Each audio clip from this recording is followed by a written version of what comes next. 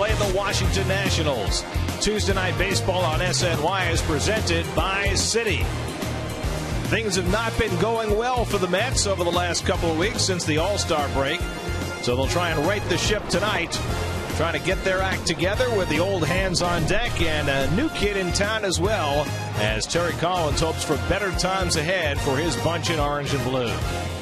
And a pleasant good evening, everybody, and welcome to Citi Field. Gary Cohen, Ron Darling with you tonight. Keith Hernandez will join us in a little bit as the Mets take on the Washington Nationals. Mets have lost 10 of their last 11 games, and they're starting to move some deck chairs around. And one major move today was to send opening day right fielder Lucas Duda down to the minor leagues to get his bat righted. You know, it's got to really feel, if you're Lucas Duda, that you're kind of being singled out here for the bad performance in the second half. But, you know, the organization really cares about Lucas. They want to get him right. They're going to send him down to Buffalo and either play him at first base or in left field, places that he's more comfortable playing defensively, and hopefully working down there with some new people, he'll come out of it because he's a much better hitter than he's proven so far. Pedro Beato goes down to Buffalo as well. Matt Harvey activated today, and Manny Acosta comes back to try and help out the bullpen. On the mound tonight, it's a rematch of two guys who had won 12 games going into their last start. R.A. Dickey made it 13 against the Nats last week. I mean, what else can you say about R.A. Dickey this year? He talked about his 13 wins. He climbed Mount Kilimanjaro. He's an author.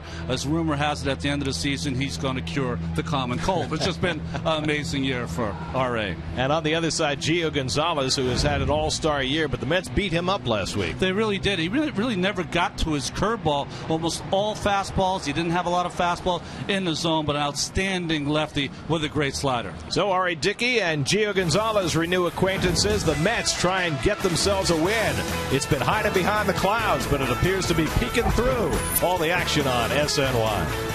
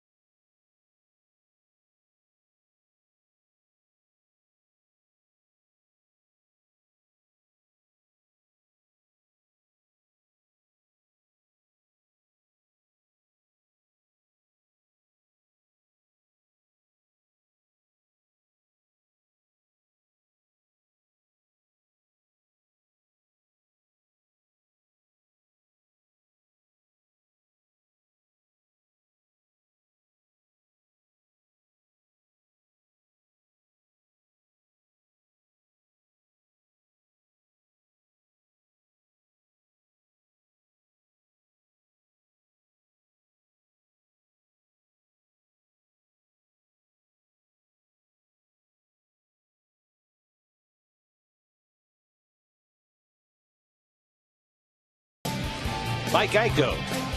By your Mercedes-Benz Tri-State dealers. Visit them on the web at searchmercedes.com. By Dunkin' Donuts. America runs on Dunkin'. And by Honda. Get your own great ending at the summer clearance event now at your Honda dealer. Hitting the road, take the Mets with you this season. Subscribe to MLB.tv today to see every Mets out-of-market game live online and on your favorite devices in HD quality. Visit Mets.com to order and get more details. MLB.tv, baseball everywhere.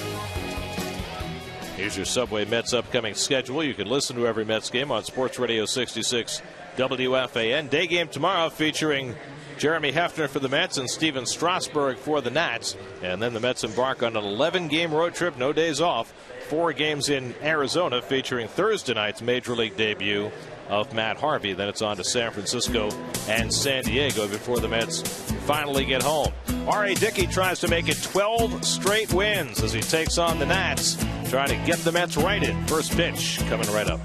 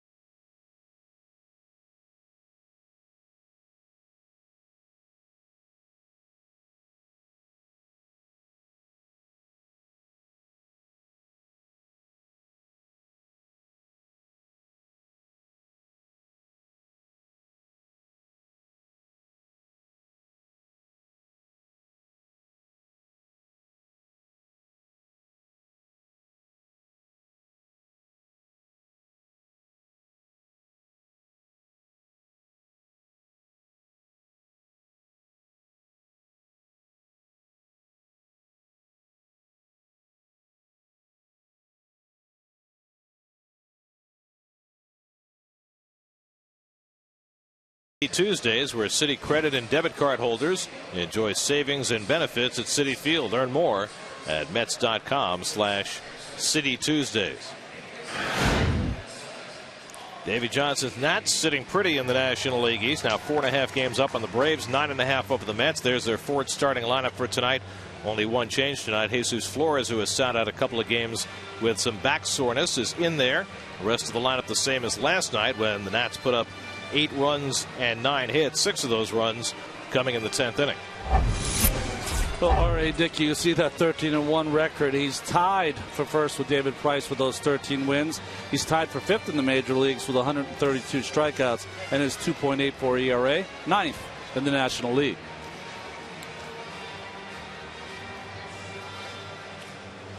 And behind R.A. Dickey tonight defensively, the Lexus Mets defense. Jason Bay, Torres, and Hairston playing right field with Duda sent down. Right, Cedeno, Murphy, and Davis. Cedeno has not been there since June 22nd. And Dickey and Nikias are the battery mates. You know, there have been a lot of questions asked today about the difference between Lucas Duda getting sent down today and Ike Davis not getting sent down after the first 2.5 months when he struggled. Well, sometimes It's how the team is playing, and the team was winning, even though despite the struggles by Ike. Team is not with Duda, but also Ike brings a defensive part of the game that probably kept him in the lineup and kept him in the major leagues. And I think it's fascinating that Terry Collins said today that Duda's going down to the minors to get his bat going. And in that respect, they're not going to play him in right field. They're going to play him at first base and in left where they feel that he's more comfortable. And if he gets his bat going and he comes back, it'll be interesting to see if that becomes a platoon in left field. Steve Lombardozzi leads things off against Dickey. Lombardozzi 2 for 5 last night. He takes the knuckleball for a strike. A couple of factors which might impact R.A. Dickey in this start tonight as he takes on Lombardozzi leading off. Number one is that it's a windy night. The wind is blowing at about 15 miles an hour. There's also a little bit of rain in the forecast, but the wind may be more of an issue for a knuckleball pitcher. 0-2 to Lombardozzi with Bryce Harper on deck, and he gets him on 3 pitches to open the night. So 1 out and nobody on. The other factor is behind the plate tonight you've got a first-time home plate umpire in David Rackley, a home plate umpire we have never seen before. And Dickey will be pitching to Rackley's calls, and you know it's hard for any umpire first time he sees a knuckleball. Chris Conroy umpired Dickey's last game, and that was the first time he had umped a knuckleball pitcher. Darrell Cousins, the crew chief, out at second base, leading this crew. Alan Porter did a nice job behind the plate last night. Bryce Harper, the batter, and he pounds one into the ground, a foul ball. But what about the wind and the way it might impact R.A.? Well, the impact is going to be he could really make that knuckleball dance. That's the good part. The bad part is keeping it in the strike zone. So far, though, seems locked in. And I think as he throws the hard knuckleball that becomes the most effective pitch for him. The harder you throw it, the less the wind's going to impact. Agreed. That's why a lot of the older knuckleballers had a real difficult time. Couldn't control it. And there's the slow knuckleball in for a call third strike. So Harper goes down looking. Dickey's thrown 6 pitches and notched 2 strikeouts.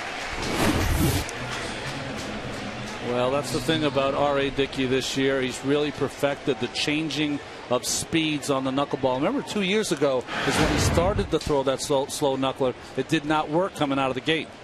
So 2 quick outs on strikeouts for Dickey, who's fanned as many as 13 in a game this year. Here's Ryan Zimmerman, 1 for 5 last night.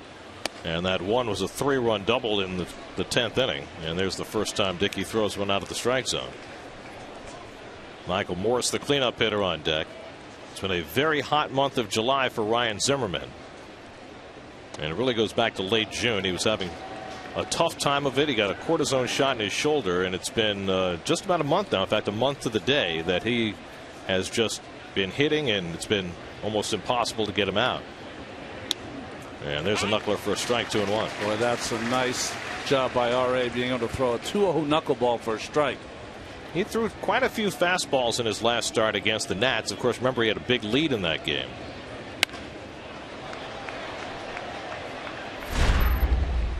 Well, Zimmerman has the best numbers on this Washington team and took advantage in the start last week. That was in the first inning, matching David Wright with a home run in the first. And then the Mets took off from there, built a 9-1 lead before winning 9-5, which is their only victory since the All-Star break. 3-2 to Zimmerman with Morse on deck. You see Zimmerman's numbers against Dickey, who has faced the Nats a lot. In fact, his first start as a Met 2 years ago came in Washington. It's his 3rd start against the Nats this year. 3-2 from R.A. and it's hit past the mound and into center field, and Dickey wisely got that bare hand out of the way, and Zimmerman has a 2-out hit. It's almost like R.A. didn't see that off the bat, because remember, he always ends up in great fielding position, and his ball kind of surprised him. Watch it come off the bat. See where R.A. is? Let's hit a little harder than I thought. Just want to make sure to get that hand out of the way. I mean, he might break a nail. And then what would happen? That's right. To get some Sally Hansen. It's Michael Morse with 2 out and a runner at first. And he takes the big cut at the knuckler, 0-1. Morris 1 for 5 last night. He put on the cherry with a 2-run homer in the 10th inning. Pedro Beato, who just got rocketed by the Nats and got a ticket to Buffalo after the game. And Morris grounds one to short. Cedeno playing there tonight. Makes the unassisted force play to end the inning. Mets have come to bat against Gio Gonzalez in the bottom of the first with no score.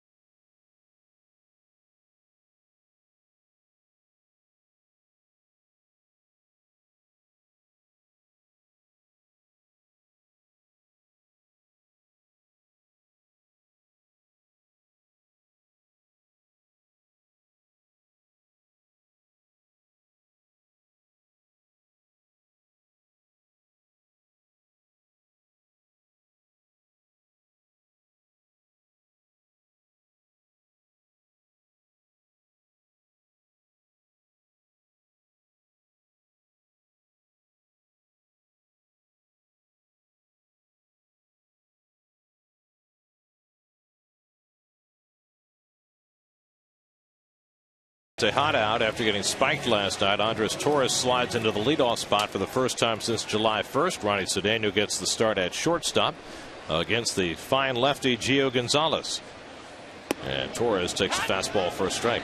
Well, it took him a little time, but he has really warmed up the last 3 seasons. 15 wins, 16 wins, and now 12 already in July for the Nationals. Slow ground ball. Charging is Espinosa. And he continues to look impressive playing shortstop. That's the first out. And the Coors Light defense for the Nationals. Morse, Bernardino, and Harper, same outfield as yesterday. Zimmerman, the Gold Glove in 09. Of course, Espinosa, Lombardozzi, and LaRoche. And Flores really the only change behind the plate.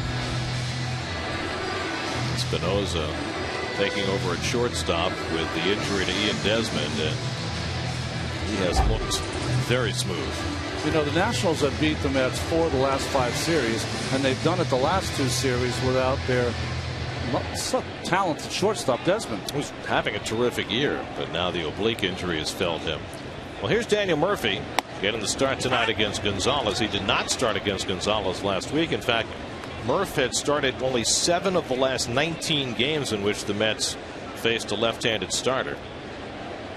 But Murph's been red hot. He grounds one slowly to Zimmerman, uses the glove, and nice footwork by LaRoche for the second out. Doesn't Adam LaRoche remind you of Ike Davis in so many ways? He does. But that same laconic way about them. And on this play right here, I guess they must have the coach down there in Virginia who knows how to coach this play, because both David and Ryan, although they do it in a different way. David usually with the bare hand, Ryan with the glove. They each made a nice bare hand play last night, and then Zimmerman made another play late on Jason Bay's ground ball out of the mud in a big situation late. Here's David Wright, who homered last night, his 15th of the year. 15 homers, 67 runs batted in, tying him for 3rd in the National League. And the curveball outside from Gonzalez. This is the equivalent of a softball pitcher, the way he throws that submarine style. Another ground ball generated by Gonzalez.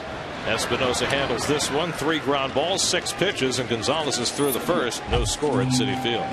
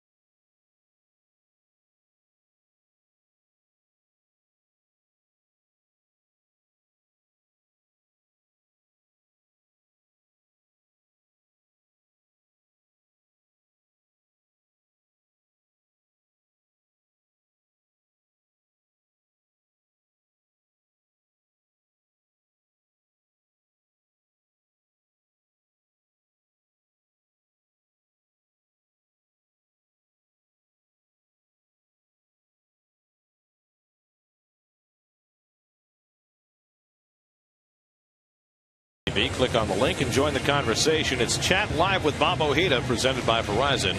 Tonight, starting in the third inning, only on SNY.TV. Now, you got to help me out with this. Is this like a kumbaya moment, or what's going on here? You got to help me out with this. Yes. Okay. He's always been Bobby O. Yeah, of course. When did he become Bob Ojeda? Well, we're getting a little older, Although everyone still calls me, my friends still call me Ronnie and not Ron. Right.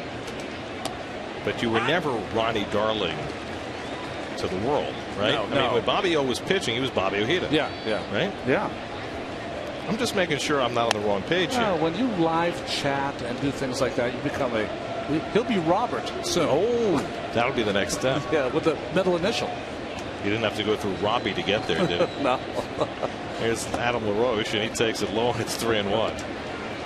LaRoche 1 for 3 last night. Dickey worked around a 2-out hit by Zimmerman in the first. And the 3-1 knuckleball. Swung and missed. That was the hardest knuckleball I think I've ever seen him throw. That one clocked at 83 miles an hour. That's usually about where he throws his fastball. He's going to have to work on his differential between his fastballs. Another knuckleball, and it's hammered foul by LaRoche, who's just 2 for 13 against Dickey in his career. Which is unusual. I thought, when looking at LaRoche's swing, I would always think he would be a guy that could really have a better chance against RA, because he has that looping long swing that is a little bit of an uppercut. And that one goes to the backstop for ball 4, and LaRoche is on with a leadoff walk. So the first walk given up by Dickey puts LaRoche aboard and brings Danny Espinosa to the plate. Espinosa's got a 9-game hitting streak going, which pretty much coincides with him getting to play shortstop. Now up to 249 on the year. Much better right-hand hitter than left, so he will bat right-handed as he did last week in Washington against Dickey, as so many switch hitters do. And it's up and in for ball 1. Is it just me, or does Espinosa against the Mets seems to every time up hit a BB somewhere? Well, and he's a 250 hitter. Goes back to that first series he played against the Mets 2 Septembers ago. Remember, he homered from both sides of the plate? That's right. Ball and a strike to Espinosa. He has struck out 104 times this year, but the Mets haven't seen much of that. He only struck out once last night. LaRoche, very slow runner at first base with nobody out. And Espinosa takes a strike on the outside corner, and Dickey not using his fastball at all early in this game. Well, remember, used it a lot last game, so probably has a different game plan with the back-to-back starts. And how about home plate umpire David Rackley hunting for strikes? Looked good early on. Very young umpire, seeing Dickey for the first time. And he goes down swinging. Espinosa, a strikeout victim. Third strikeout for R.A. Dickey. So 1 out and 1 on. Close the good hard one that works away from the right-handed hitter. Well, you probably noticed that Ronnie and I have been kind of working a dual broadcast here. The third member of our crew has survived the traffic jam for the ages. Hi, Keith. Hi, how are you? Actually, it's kind of tragic. There was fatalities in 2 accidents. It took me 2 hours to get out of the Hamptons. They shut down the Sunrise in both directions. It took me 2 hours to get around that, and I left at 3 o'clock. I just got here. Well, we're happy to have you. I'm happy to be here, and got on the LIE, and a motorcycle got clipped, and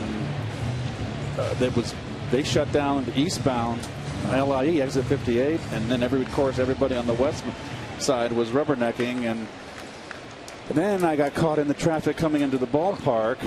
I never realized that Met fans come so late.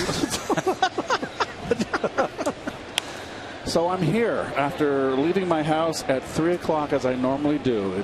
Was it 4 hours and almost a half later? This is going to present an interesting dilemma for you tonight, because I know normally you spend, an hour or 2 preparing your scorecard for the game, and tonight, no scorecard. I'm going to go without it under the direction of my producer, who is the field marshal, so I have to take orders. Bernardina fouls it back. Think about it. You're going to do the game like your buddy does it. Jim Cott. Yes. Never does the scorecard. Well, yeah, I know a few other guys that didn't keep score too. So I'll just comment. Okay. Well, comment away. I'm glad. I'm stressed, I'm telling you. Well, let's start with Roger Bernardina. He's the guy who spiked Ruben Tejada last night, and Ronnie made the point late in the game about Andres Torres not retaliating. Well, not sliding in hard. Yeah. I didn't want him to hurt anybody or spike anybody, but upend someone, going hard. And Dickey retaliates by striking out Bernardina. That's 4 strikeouts of the first 5 outs now for Dickey. And Terry Collins said he had absolutely no trouble with Bernardina's slide. It came after Tejada had dropped the ball. It was perfectly clean. And Tejada, Ruben's looking for the ball, and if he fields it cleanly like he does 99 out of 100 times, he's cleared out of the way. Yeah, well, or jumping over the sliding Bernardina. Yeah, I had no issue with Bernardina's slide at all. It was the other side. I thought that Andres could have slid into second base. I mean, it used to be a very simple thing. And Keith, you played every day. If your shortstop was knocked over, then you did it to their shortstop. I mean, it's just what you did. Well, a lot of things were done. Your team was in the process of that was an error that opened up the floodgates, and you're in the process of possibly losing 10 out of 11, and you just, like you said, you're sitting there taking it. Sometimes you got to play a little hard nose back. Tejada's got a couple of gashes on his right leg, but he's okay. He said he could have played today. It's a little swollen. And no stitches, which is good. Yeah, probably be in there tomorrow. 0-2 to Jesus Flores is wide. Well, Dickey has come out with an outstanding knuckleball tonight. 4 strikeouts already in the first 2 innings.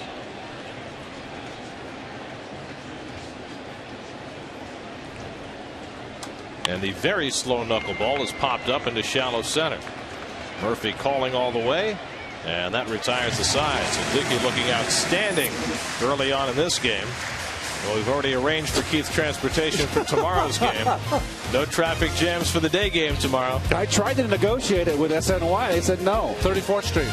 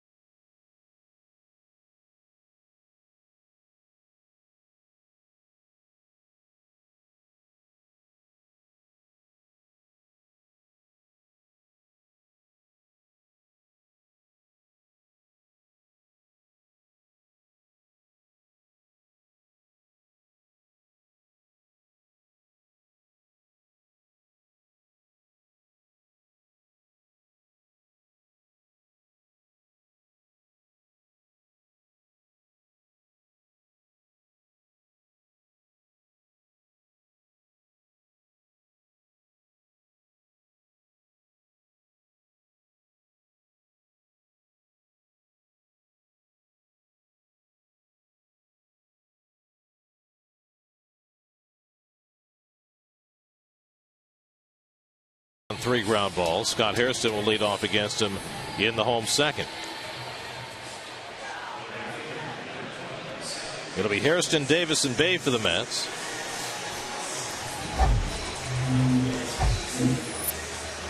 Well, quite a turn of events here. I'm sorry I wasn't able to share my thoughts on the open with you guys. Well, but you're here now. There's some moves were made, and I was very much aware of what went down.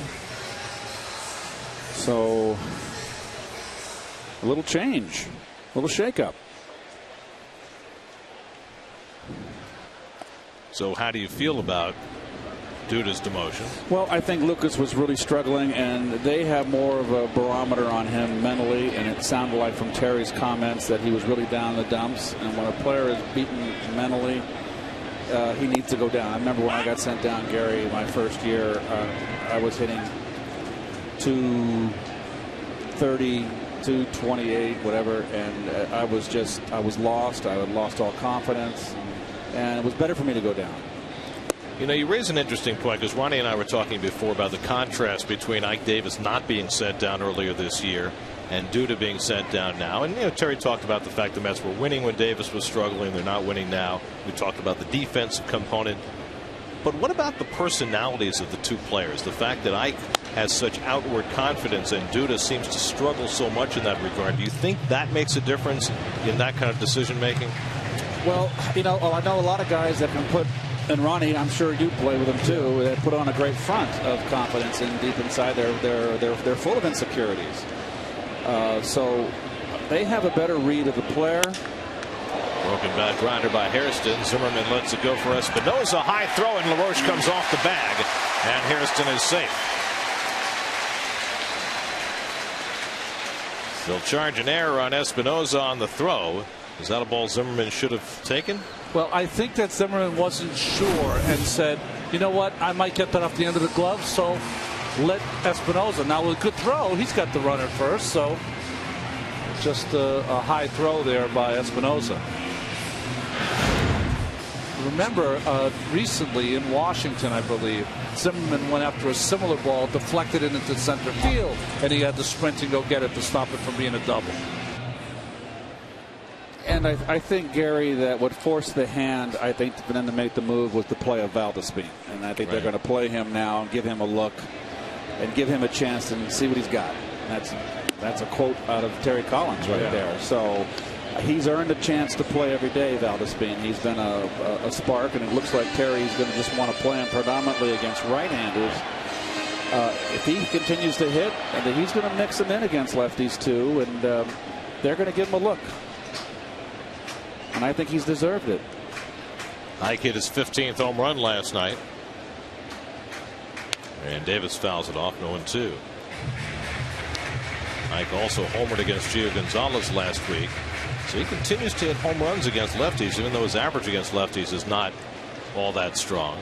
Jason Bay on deck. You know, another thing too, Garrett, I know I haven't been here, I'm kind of just coming in, is that a lot of times when you shake a team up, it's lost 10 out of 11. Their Dauber was down. We had a great shot last night after the game on the bench when they lost that ball game. That was a low for them as a team. That was a severe body blow. You throw that lightning bolt in there and you shake things up, and everybody, that gets their attention, because you can easily feel sorry for yourself in this game. Well, that gets your attention. No one's safe. Yeah, let's get back on point here. No one's safe is the phrase.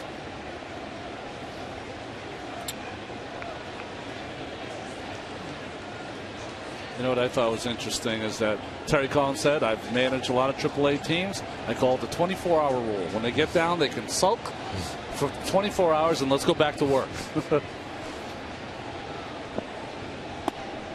Well, I do know this, having worked for a couple of years in AAA, there's no harder job in baseball than being a AAA manager, because nobody, including the manager, wants to be there.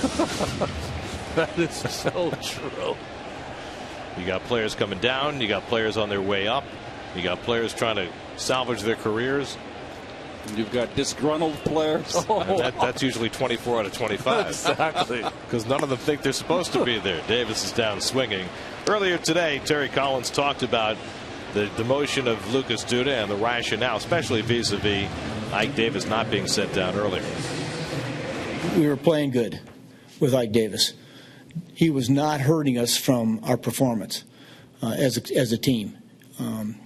Lucas has really been struggling lately. We're aware of that. The one thing we had to get going, he's got to find that stroke that he had when he first got here. And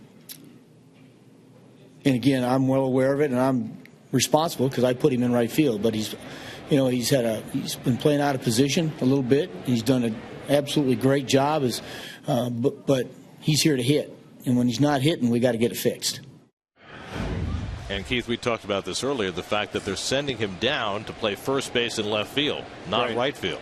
Correct. And, you know, you play a guy out of position. OK, fine. I think he just got mired in a deep slump. You know, speaking to my experience, I hit in 1974. I led the American Association in hitting at 353. They traded Joe Torre in the offseason to the Mets. I was the heir apparent. I struggled. I got sent down. It was the best thing that ever happened to me. I had Ken Boyer there managing. I played every day. After the first day, I felt humiliated, and I put my uniform on. I didn't want to come out of the clubhouse. You know, there I was, Hector Cruz, my teammates that I played with there last year. They were there to greet me, make me feel at home. I got a nice ovation from the Tulsa fans, and I wound up hitting 330 that year. I finished second in hitting and got called back up. So it was the right thing to do. It's just getting over your ego, and you're crushed. You're embarrassed. Yes. Jason Bay 0 for 4 last night, and he takes a strike, 2-1. But specifically about Lucas, I mean, we saw him for about 300 at-bats last year, and he had a very nice rookie year. Hit 10 home runs, had a 370 on-base percentage. What did you see this year from Lucas as opposed to last year? He got under a lot of balls. He swung and missed a lot. He's striking out a lot.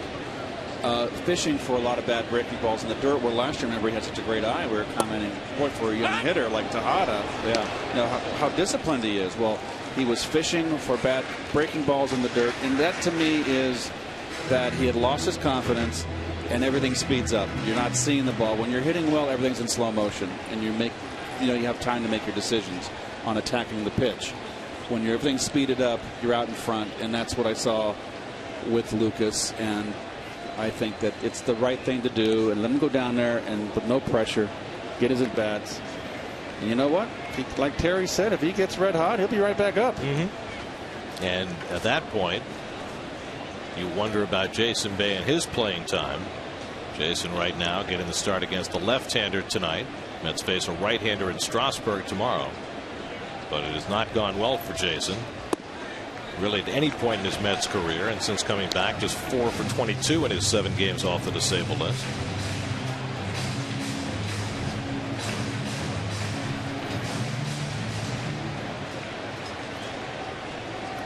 Three and 2 with 1 out. Hairston the runner at first.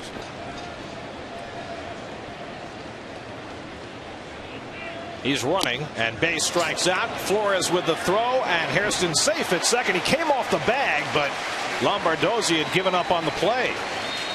And Hairston gets a break there. He's got a stolen base, his 5th of the year. Flores is asking the umpire if there was interference, because after the swing by Jason Bay, he comes right across the plate, right in front of Torres, who throws the ball and had to kind of alter his throw. I don't think Lombardozzi knows to this point that Hairston came off the bag. And all you young kids, this is when you make a tag, keep the glove on the runner. You never know. I mean, he was way off the bag after oversliding, and Lombardozzi had turned his back to him. So 2 out. Hairston still at second. Here's Ronnie Cedeno getting the start at shortstop with Tejada having been spiked last night. And Cedeno chases a pitch outside, 0-1. It's a great throw. I thought Lombardozzi thought he was out with the initial tag. That's why he came up and out of there. But you're right. You're supposed to stay with the runner. Hairston's 5th stolen base. Spike's on for Hairston tonight. We've seen him in some games with those plastic spikes. He's got the metal ones on tonight. Ones that Jose Reyes always wore. You know, to finish up on Duda, I remember he was being interviewed. I don't know if it was by Kevin or someone, and he was talking about taking an at bat. And I remember him saying, I want to make sure I do my work on the tee, make sure I get my swings,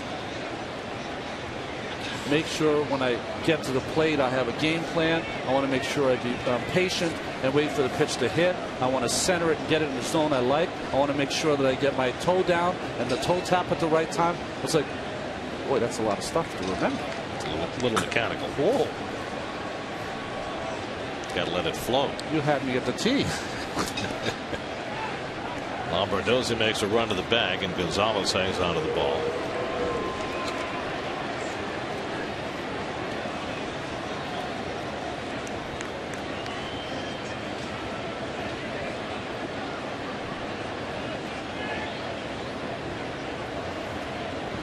Cedeno's last start was Saturday against the Dodgers, had a double and a home run in that game. And he takes on the outside corner a strike. 1-2. I forgot how bad AAA was. You guys bringing it up. I had a great time in AAA. You did? Oh, I did. Well, you were very young. Yes, Can you imagine being 27, 28 years old? No. I was 19, 20 when I was in AAA. I mean, you were probably younger than almost everybody in that clubhouse. Everybody in that clubhouse, well, I can tell you who my teammates were. It was Hal Lanier was our second baseman. Bobby Heiss was our shortstop. Oh, Jerry Devannon was our third baseman. What do we call the Sunshine Boys? We had Jim Beecham was our a left fielder. It was all ex-major leaguers. I learned so much. And they were wild too. They were a wild bunch.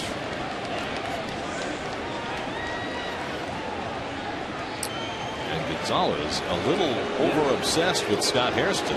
2 outs. And Hairston not a big base stealer anyway.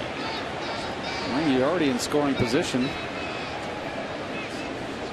Now you got your shortstop over there now worried, and they're going to hold him close when you really just forget it. You let him get his lead, play defense, keep the ball in the infield.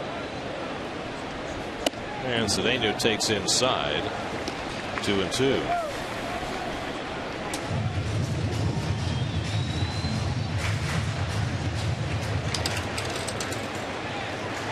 '26-year-old Gio Gonzalez hitting his stride with the Nats this year, going to the All-Star game for the second straight season.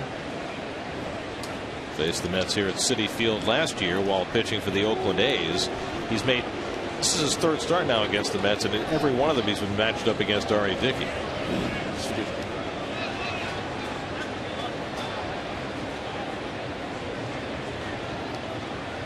Those were his numbers the last 2 years in Oakland, so this year has not come out of nowhere. Of course, you know, with what Gertrude Stein said about Oakland, maybe it did. Poked over the bag, and that's a fair ball for Cedeno. And the Mets take the lead for the first time on this homestand. Cedeno trying for 2, and he's out by a mile. But Hairston scores, and the Mets finally go in front. Ronnie Cedeno with an RBI single. The Mets get an unearned run, and they hand Dickey a 1-0 lead after 2.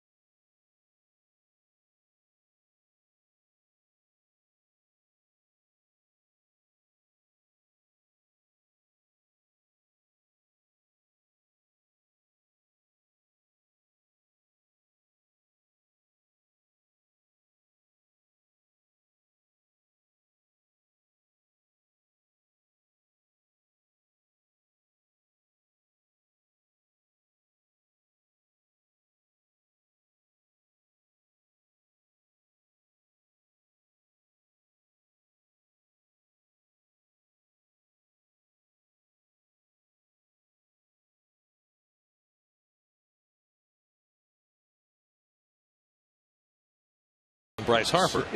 Well, we know that Harper has the fine arm, does the little reverse pivot. And that is really just, he didn't rush it. He's very accurate short throw for him. You always want to have your best arm in right field because it's the longest throw to third base. prevents gives a runner second thoughts about going first to third. Ronnie, you as a pitcher, that's critical. Yeah. And it's just a nice little play. Took his time.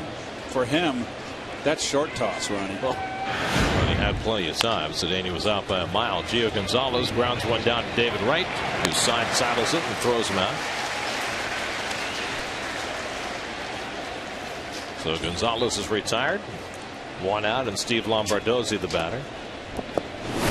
Well, we always say you can't teach soft hands. You see David kind of cushion that ball in, kind of cradle it in. Those are things that you can't teach.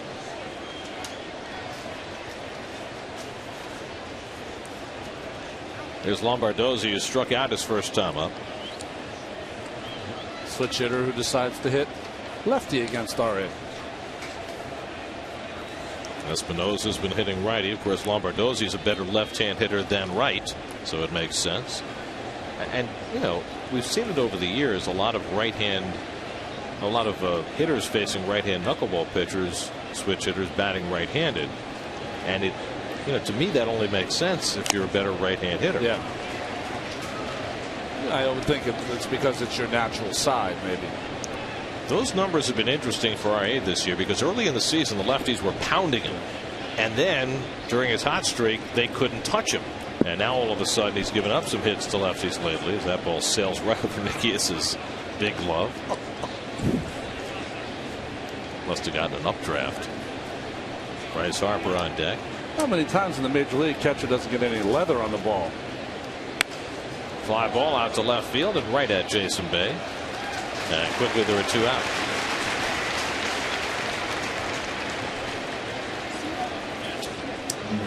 So Lombardozzi retired, and now Bryce Harper went down looking his first time up.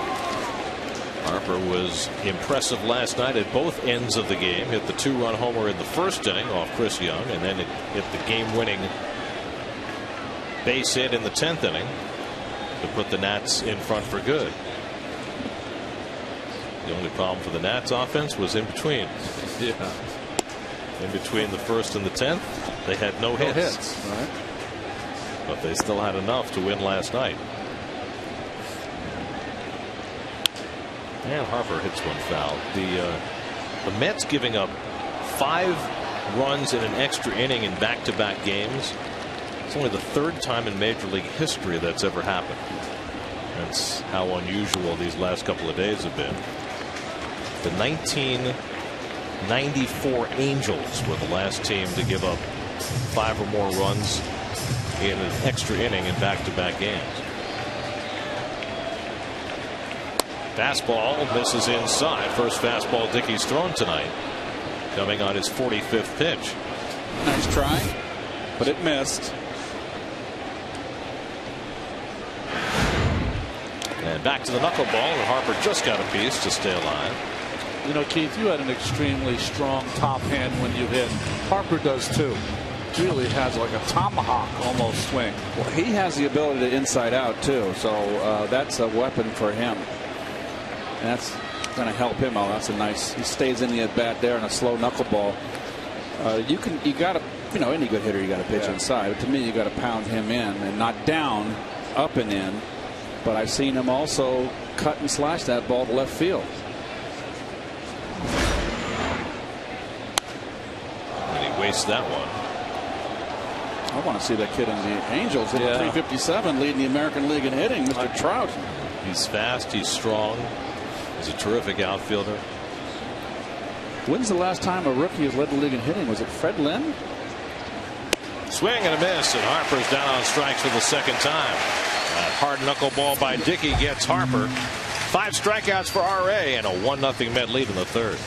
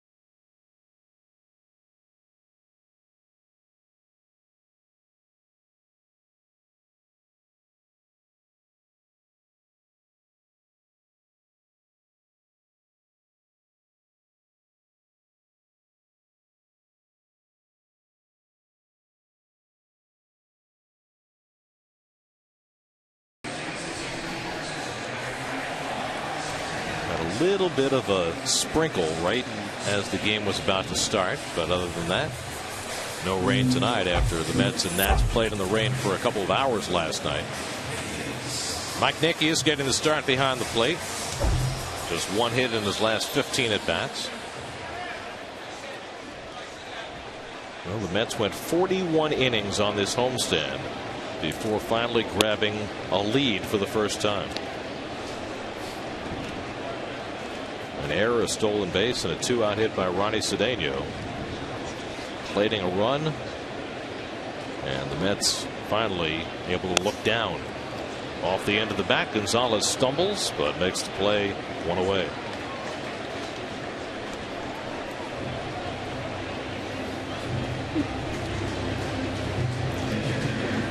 So one out in the home third. Now R.A. Dickey's got 7 hits and a couple of RBIs this year.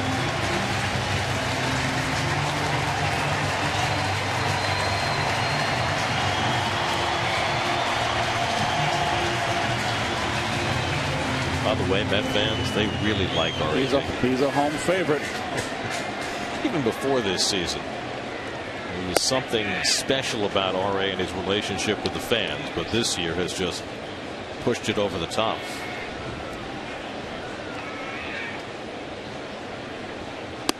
"16 straight starts without a loss, going more than 3 months since his only setback in Atlanta." Andres Torres on deck. Zimmerman charging, and he throws out Dickey, 2 outs.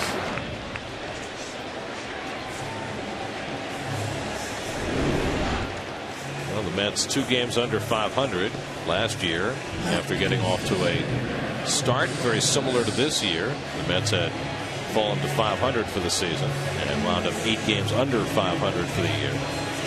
This year the Mets were as many as 8 games over 500. But they've lost 10 of their last 11 to get to this point. The bullpen has been a huge concern all year. Bullpen ERA more than a run higher this year than last year. Torres drops one down. Flores out to get it. Nice play to get Torres and end the inning. So Flores throws out Torres. On to the 4th we go at Citi Field with the Mets up 1-0.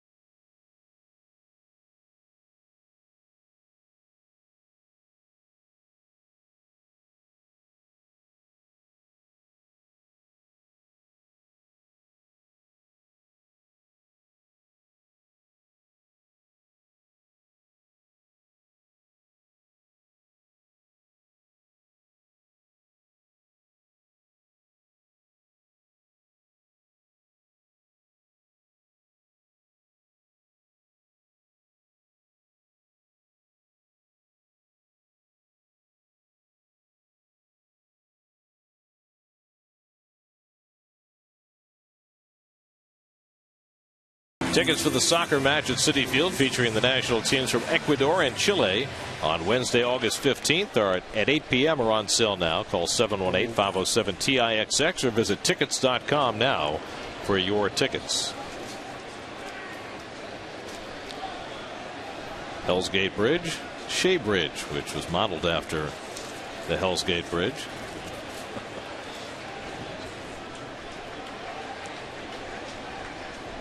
More foot traffic on the Shea Bridge.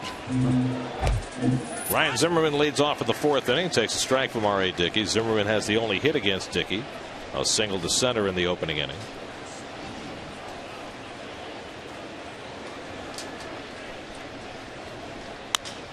Stroked out to right field, and that's going to fall for a base hit for Zimmerman. It hops up into the stands for a ground rule double.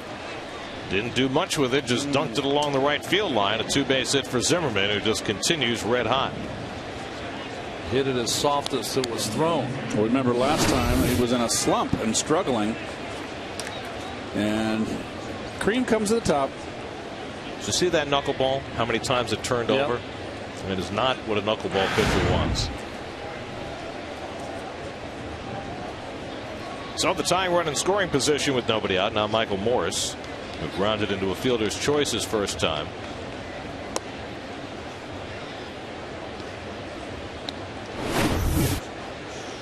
Off the end of the bat, knuckleball kind of broke away. But see how he just stays level. He was set up outside. He's had quite a month.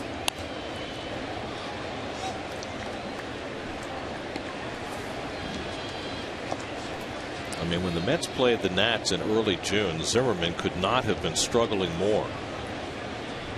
And ever since he got that injection in his shoulder a month ago today, he has been one of the best players in the league. He's the heart and soul of that team. Little flare on the right side of the infield, and Ike Davis squeezes it for the first out. Morris just does not look comfortable against Dickey. You'd hear some guys on the bench chirping. A grown man hit that ball. Oh, right. We really want to get into someone hot. Drop that on him. R.A. working on the 3rd longest winning streak in Mets history. Tom Seaver won 16 straight over 2 seasons. Doc Gooden in that incredible 85 year won 14 straight. And over a 16 start span, R.A. has won 11 straight.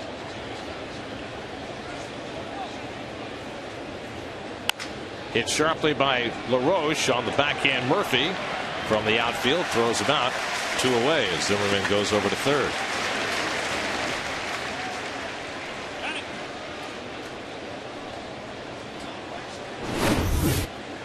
Well, Murph playing deep in that grass, and he's getting more comfortable with the backhand.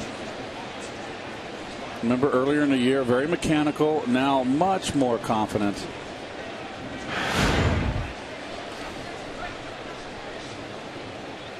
So the tying run at 3rd with 2 out, and now Danny Espinosa will step in, and again he'll bat right-handed against Dickey. He's just 1 for 18 against Dickey in his career after striking out his first time up today. And he hits it sharply past right, and that'll tie up the ball game. Zimmerman trots in to score. Espinosa heads for 2nd. Bay's throw comes in too late. Backed up nicely by Davis. It's an RBI double for Danny Espinosa, and the game is tied at 1. Right before that first pitch, the bench told Nikias to tell David Wright to expect the bunt, even with 2 outs. So he came in even with the bag, and it cost him. Look where he's positioned. Well, that ball's hit hard down the line. Had a chance. He's back. You're right.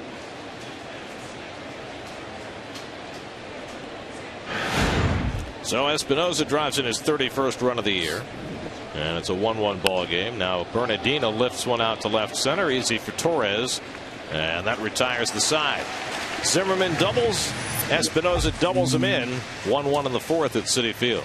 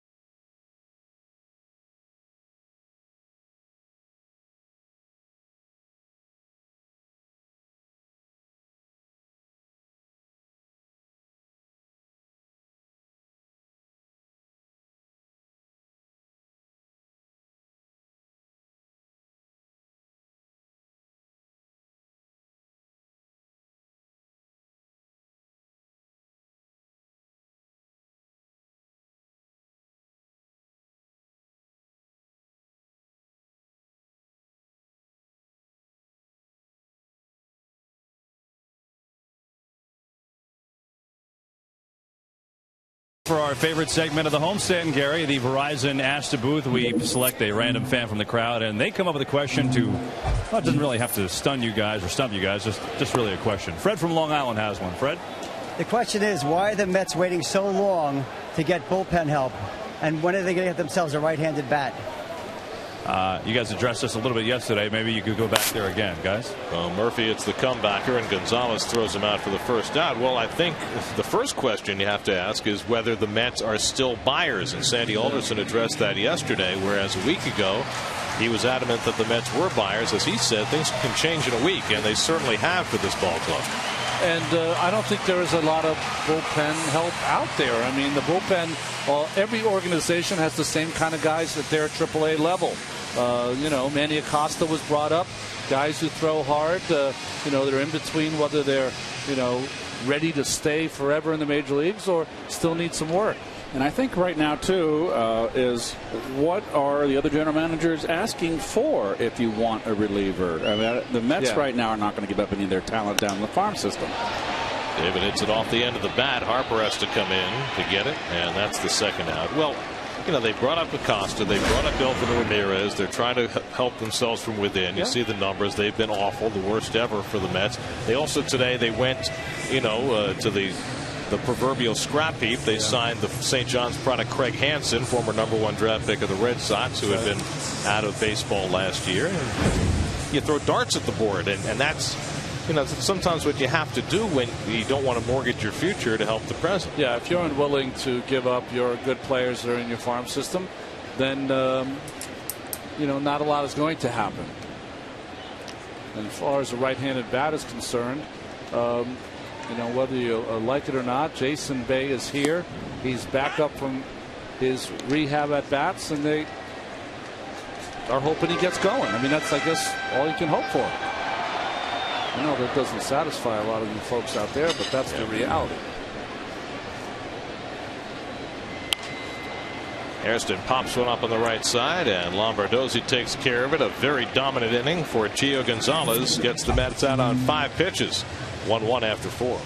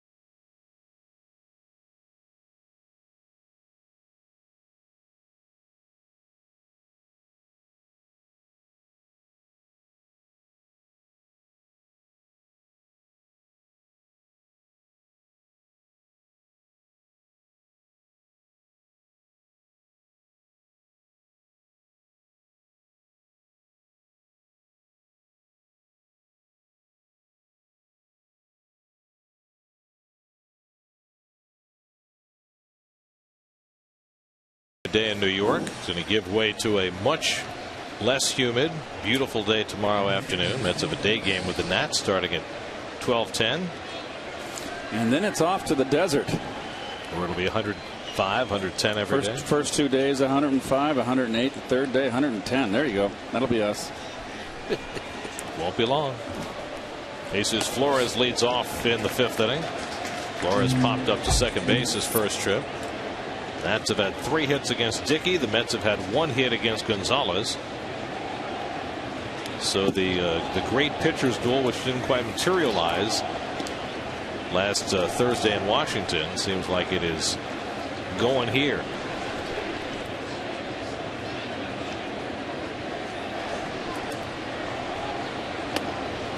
Chasing that knuckleball, and it's 1-2. It's hard to get even mad at yourself if you take a bat at bat that's 3 great knuckleballs. What can you do? 1-2, and Flores manages to make contact. Jesus Flores, the former Met farmhand whom they lost in the Rule 5 draft a few years back, battling back from a couple of years of shoulder injuries and inheriting the starting job again with Wilson Ramos down for the year with knee injury. Swing and a miss. Dickey has strikeout number 6. 1 down in the 5th. When Dickey has had the good knuckler, that's when he ends up with those double-digit strikeout totals. This one, 80 miles an hour, maybe a revolution and a half, 2.5 maybe. Didn't move much under it. He didn't have his best start in D.C. his last time out, but he had the big lead to work with in that game as Gonzalez pops one down the line over the shoulder. I can't get to it. And then, of course, Ari pitched in relief on Saturday, asked to give the Mets an inning, and came in with the Mets down by a run, got the first 2 men out, gave up a blue pin and then a home run. And just to note how rare what Ari did this last 5 days is, going at least 7 innings, throwing a relief outing, and then pitching on regular rest. Nobody's done that in the major leagues in 12 years. Wow. The last guy to do it was also a knuckleballer. And that was Steve Sparks for the Tigers back in 2000. And Sparks, when he pitched the game 5 days after the previous start with the relief outing in between, threw a shutout. Now, the last Met ever to do that, to pitch on regular rest, go at least 7 in that first start with a relief outing in between, that was Mr. Darling. Had to be that July 4th game, right? Yep, 1985. Fly ball out to right, and Hairston is there to grab it for the second out. And you also fared well in the second of those 2 starts with your 19th inning performance on July 4th/5th in between. You won the game after your relief outing in Atlanta. I was probably one of the few guys in that rotation that probably could have pitched on 3 days rest because I wasn't a power pitcher. I was a sinker ball pitcher, and had a rubber arm until got a couple thousand innings in it. Then it wasn't as rubbery anymore. Didn't I make an error on you for you then? Yeah, you did. I made you work. Oh God. You talking about 3 o'clock in the morning in Atlanta? I pulled. I couldn't bend over. I was so tired. Ball went through my legs. Well, it worked out perfectly because I had to strike out Rick Camp to end the game. Yes. So it ended up perfect. The home run hitter. Yeah.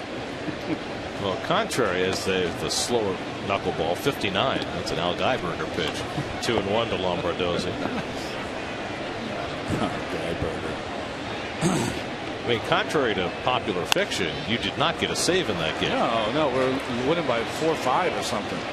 Hairston stands under it. Lombardozzi retired. 1-2-3 inning for R.A. Dickey. We're halfway through a 1-1 game.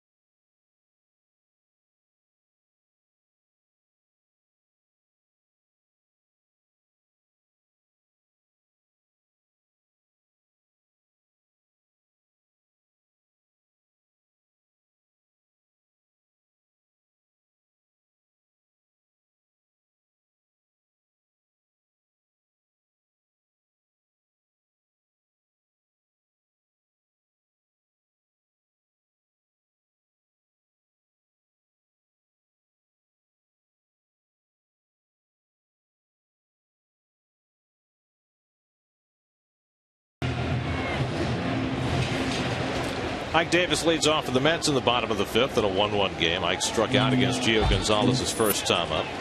Facing the lefty tonight. You know, we've talked a lot over the last couple of years about hitting philosophies and how they've changed and how hitters look at a lot more information these days and maybe are more inclined to guess on pitches than they used to be.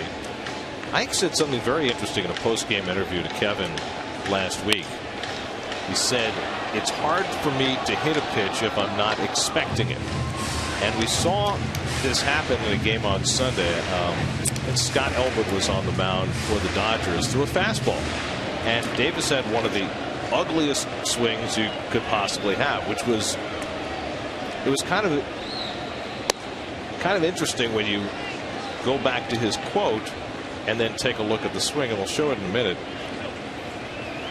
And it really makes you think about the philosophies of hitting, the education of hitters now compared to past years. Lombardozzi with the charge and the glove flip to get Ike one away. Here's the pitch on Sunday. Now it's 2 strikes, and I didn't forget the sequence. Now maybe he was just worried inside, and you know it's just a bad swing, or was he guessing? Only Ike knows. So I can't say 100% that he was guessing breaking ball and got a fastball thrown by him. The other end is that he could have been brushed back, maybe was worried inside and looked terrible away. But his quote is stunning to me. When you're young coming up, at least myself, and there's guest hitters in every generation. Hank Aaron said he looked for breaking ball, and Willie Mays.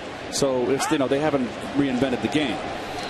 But when you're a young hitter, you don't know the pitchers well enough to start looking for stuff. And I know they got the computers back there, and maybe it's too much reliance on, too much dependence, and I think it is, that you can outthink yourself. And when you've got 2 strikes, you've got to bear down.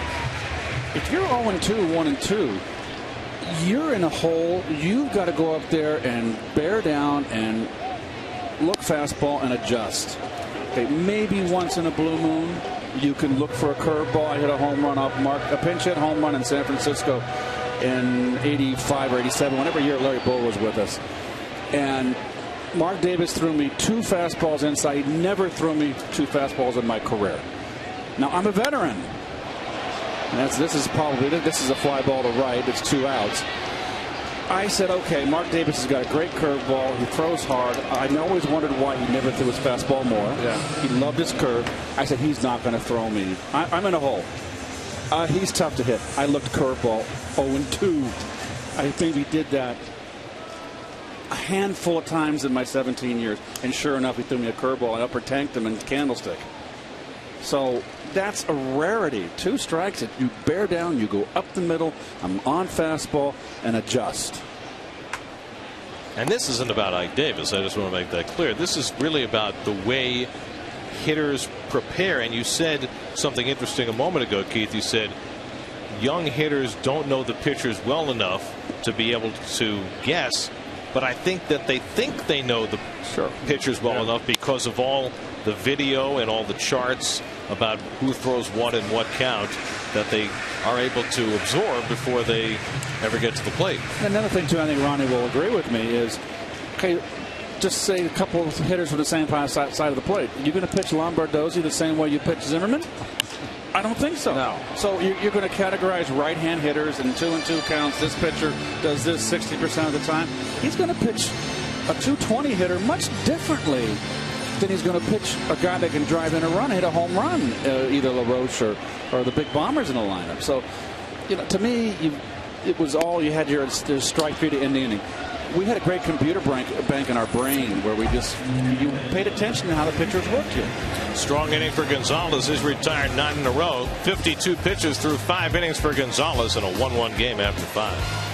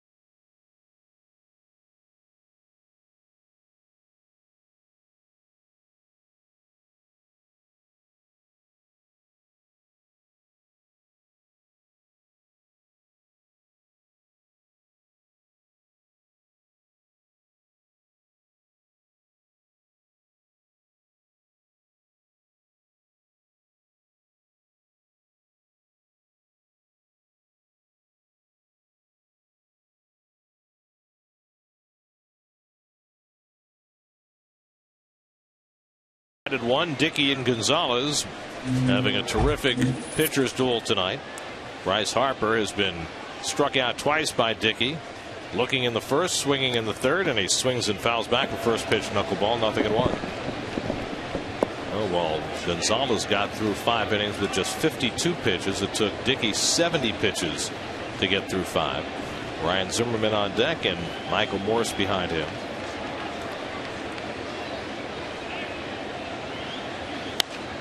It's interesting, the good pitchers, right? Gonzalez having a fantastic year, gets his lunch against the Mets in Washington, D.C. Very rarely do you get a good pitcher. When he goes back-to-back against a team, it's going to be bad both times. And that's a foul ball. Well, when the offseason, when I picked up the paper and read that the Senators, the Nationals had, dating myself, the Nationals acquired Gonzalez. That was other moves they made before. I said they're serious about contending. 0-2 to Harper, and he fouls off another one.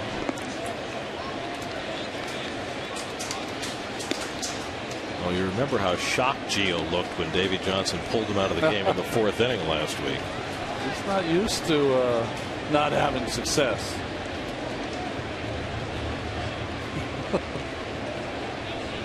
And Harper is out on strikes for the 3rd time. Good one. 7 strikeouts now for R.A. Dickey. Well, ties him up here, Ronnie. Late movement, down and in, out of the strike zone.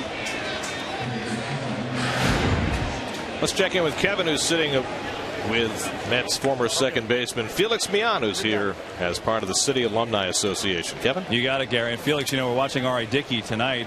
You played with Phil Niekro as part of the Braves before you came to the Mets. What was that like on the days that he pitched, playing behind him and watching him do his thing?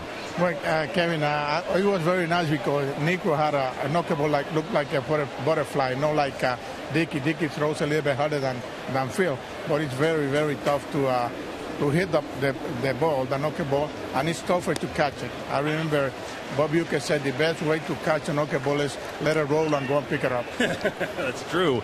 As we just watched Bryce Harper go down on strikes, Ryan Zimmerman bats now. You were Mets minor league system coaching for 10 years, and you had guys like Ray Ordonez, Edgardo Alfonso. How early can you tell if someone is a star? I mean, how early can you tell if they have it? Is it age? Is it a certain what they show you at the plate? What do you see? Well, Kevin, I admire the scouts because they can see it right away. But as soon as the coach see a ball player, he knows the guy going to be a special player because you have it. And they have it, and you can see they're very good. Cedeno makes the play, and Zimmerman retired 2 down as we chat with Felix Millan. Like a guy like Alfonso, when you had him, could you tell right away the first time you saw him, this guy's a hitter and he's going to be a hitter?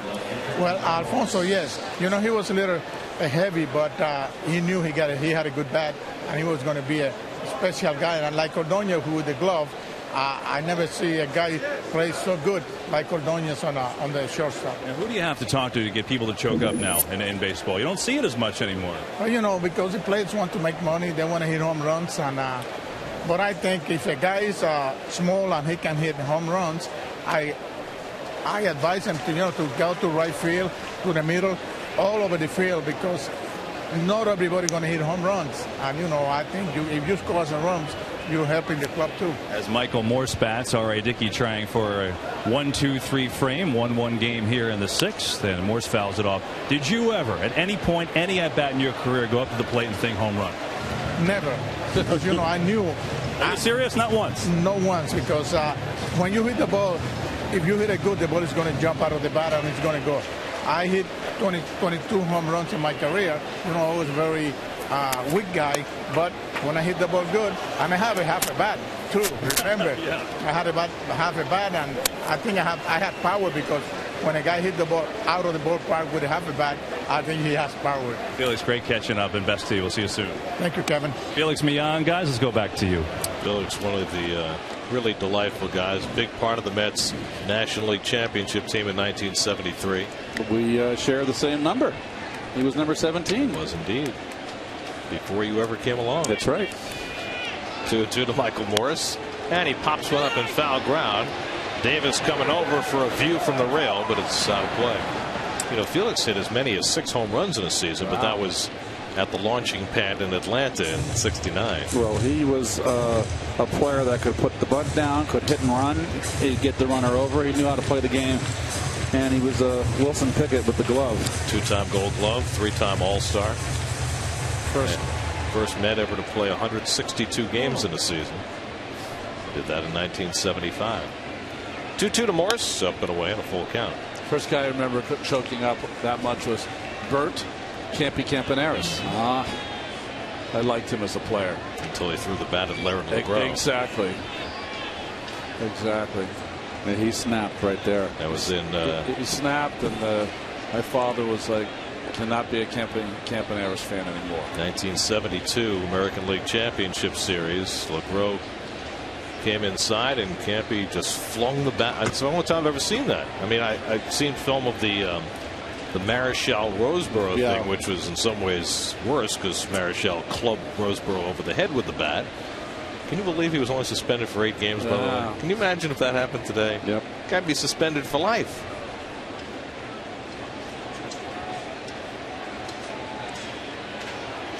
Eighth pitch of the at bat coming to Morris, and a check swing foul.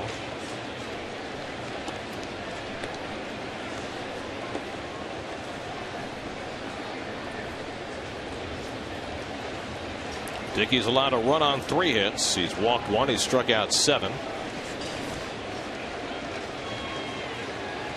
3-2 to Morse, and he lines one to the left for a base hit. So the Nats have their 4th hit. After Dickey had retired 6 in a row, he'll take on Adam LaRoche with 2 out and a man on.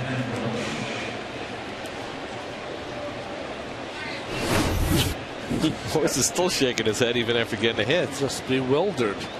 Gets this off the end of the bat. The 0-2 pitch looked like he had struck out Morris, and you have to give the Nats a lot of credit. They've run R.A. Dickey's pitch count now to 86. R.A. threw 111 in his start against the Nats in Washington. Worked into the 8th inning of that game. Here's LaRoche, who's walked and grounded out 0 for 1. Ronnie, as somebody who's done it before, will the relief outing on Saturday have any impact at all at Dickey's ability to go deeper into the game? No effect. He just came in for that inning. The effect is you come in to help your team, they give up a 2-run homer.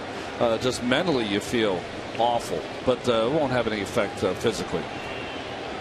Dickey will be a guy who can go knows 110 to 120 if he has to. And it's launched to deep right field. Forget it. LaRoche hits one out of sight into the Pepsi porch. A 2-run bomb for LaRoche's 17th of the year, and the Nationals go in front 3-1. Well, we mentioned earlier in the game how uncomfortable LaRoche had looked in his at-bats against Dickey, but he hit that ball as hard as you can hit it. Well, it was down. He's a low ball hitter and out over the middle, and we've spoken about LaRoche, how important he is in this ball club. His knuckleball right didn't do much. Right down out over the plate. That's where he likes it. They're so right-handed oriented, this lineup in the middle. And Espinosa follows with a base hit right up the middle. So 3 straight 2-out hits for the Nats. Espinosa's 2nd hit of the game. See, to me, LaRoche is a one clean swing. He has a swing that really just covers one certain arc. And if you hit that arc, he's going to hit it like he just did. And Gio Gonzalez very happy. Mi amigo. Well, the way Gio's been pitching today, Mets are going to be hard pressed to come back in this game. Now trailing for the first time tonight. Bernardino swings and misses. Mets finally got themselves a lead tonight for the first time in this homestand after going 41 innings without a lead. But a 2-out tying double by Espinosa in the 4th and a 2-out 2-run homer by LaRoche here in the 6th. And have you noticed that the Mets, who have been the kings of the 2-out runs this year, all of a sudden are giving up tons of 2-out runs themselves? Yep. And particularly in this homestand. And there it is, right on the fat of the bat.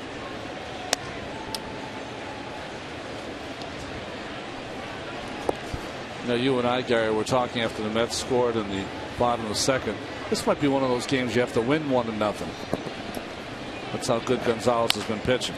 Little dribbler by Bernardina. That'll stay fair, and Ike swipes but has no tag to make. And Bernardina has an infield hit. Well, it wasn't going to go foul, and Dickey had not gone to cover the bag. So the only chance Ike had was to try and grab it and swipe Bernardina, but he was just too fast. Well, he does the right thing and tries to get there as quickly as possible. And if you make, it's a tough decision, but if you think he's by you, then you just got to hope, let it go and hope it goes foul. But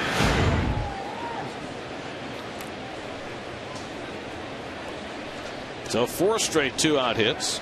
And now the number 8 hitter, Jesus Flores, with 2 on, swings at the high knuckleball, 0-1. Flores has popped up and struck out tonight, 0 for 2.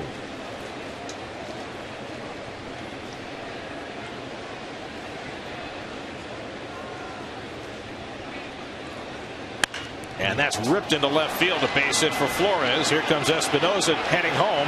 The throw by Bay to the plate, skips away from Nikias, bounces away. Bernardina is going to come in and score as well. 2 runs come in on the play, and it's 5-1 Washington. Well, Bay airmailed the cutoff man. It short hopped Nikias. It bounced away from where Dickey was backing up, and that enables Bernardina to score all the way from first.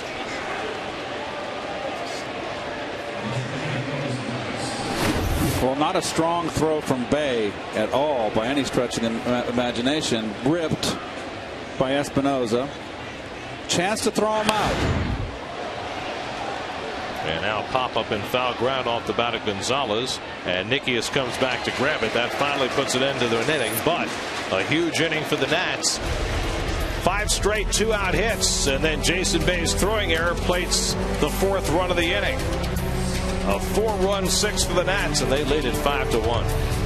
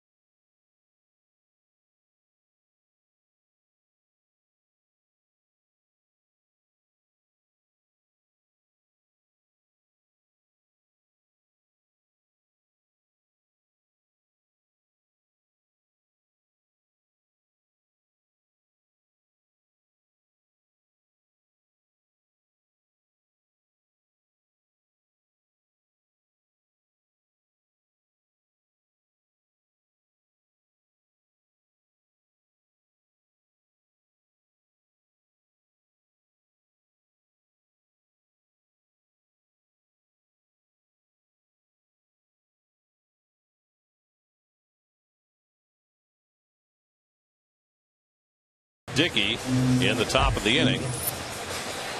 Dickey's turn at bat due here in the bottom of the 6th, so he'll be exiting. And Manny Acosta, just back from Buffalo, starts to loosen in the Mets bullpen. Mike Nikias leads off against Gio Gonzalez, who has been splendid tonight. Gave up an unearned run in the 2nd. Ronnie Cedeno has the only Met hit, which plated that Met run. Justin Turner's come out on deck to bat for Dickey. Nikias at a comebacker his first time, and Gonzalez with a fastball for a strike. Well, R.A. Dickey's 11-game winning streak firmly in jeopardy tonight, the way Gonzalez is pitching. 3 prior times during this winning streak, Dickey has given up 5 runs, but the Mets have been able to rally for him, and he's survived with that winning streak intact. This may be the toughest comeback of all, especially with the team struggling as badly as they are right now. You know, it was interesting in the first game this year, a week ago against Gonzalez, the Mets decided to have a game plan of being patient and wait for him to walk them. Well, that has not been the case in this game. Gonzalez has gone right after the hitters. Well, he did walk 3 in that start last week in D.C., but he's been a different animal today. And you see how good he's been the last 2 years, making the turn in his career, and he strikes out Nikias. 4th strikeout now for Gonzalez, who has now struck out 133 batters in 116 innings. Well, about 10.5 strikeouts per 9 innings. One of the top figures in baseball. Changeup out in front. So now Justin Turner bats for R.A. Dickey. Turner flied out as a pinch hitter last night. So R.A. tonight goes 6 innings, allows 8 hits, 5 runs, 4 of them earned. He walked 1 and struck out 7. And right now on the short end as Gonzalez has dominated tonight. And a fastball on the outside edge at 94 miles an hour, 1-1.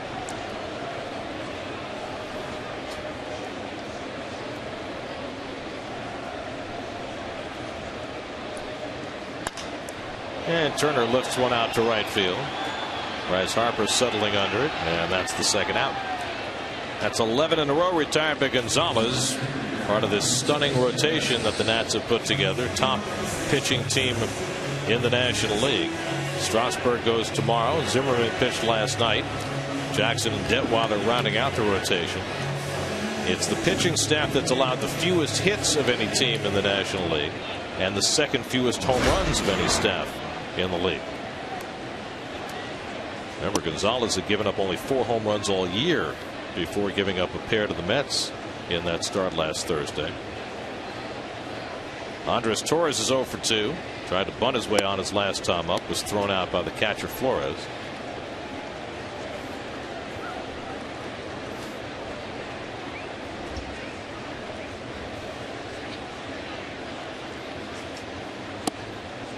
And Gonzalez behind in the count for a rare time tonight, 3-0.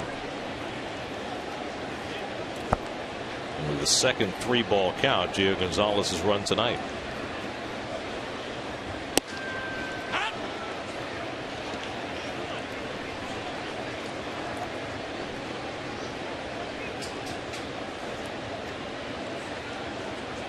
And Torres watches up and away, ball 4, and there's the first walk given up by Gonzalez. So after retiring 11 in a row, Gonzalez finally pauses to allow a base runner. Quite a contrast between his start last week against the Mets and his start tonight. I ran into Gio Gonzalez and his father in Washington, and his father said to me, he said, "Boy, you're very tall." I said, "Well, we're all tall, those pitchers." And he goes, "Gio was always the smallest. They used to call him Chili Pepper because he was the smallest kid, but he threw the hardest of all of them." Right about 6 feet tall, 200 pounds. Grew up in Miami. There's Daniel Murphy, who's 0 for 2.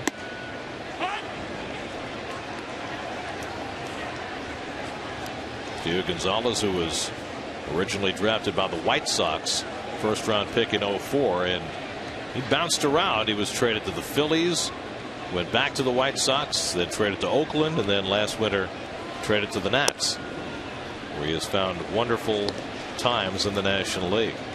Partly because he still hasn't given up a hit to a pitcher. Yeah, that's right. Pitchers are now 0 for 32 against Gio this year. 0 for 32. Nice pitching in the National League.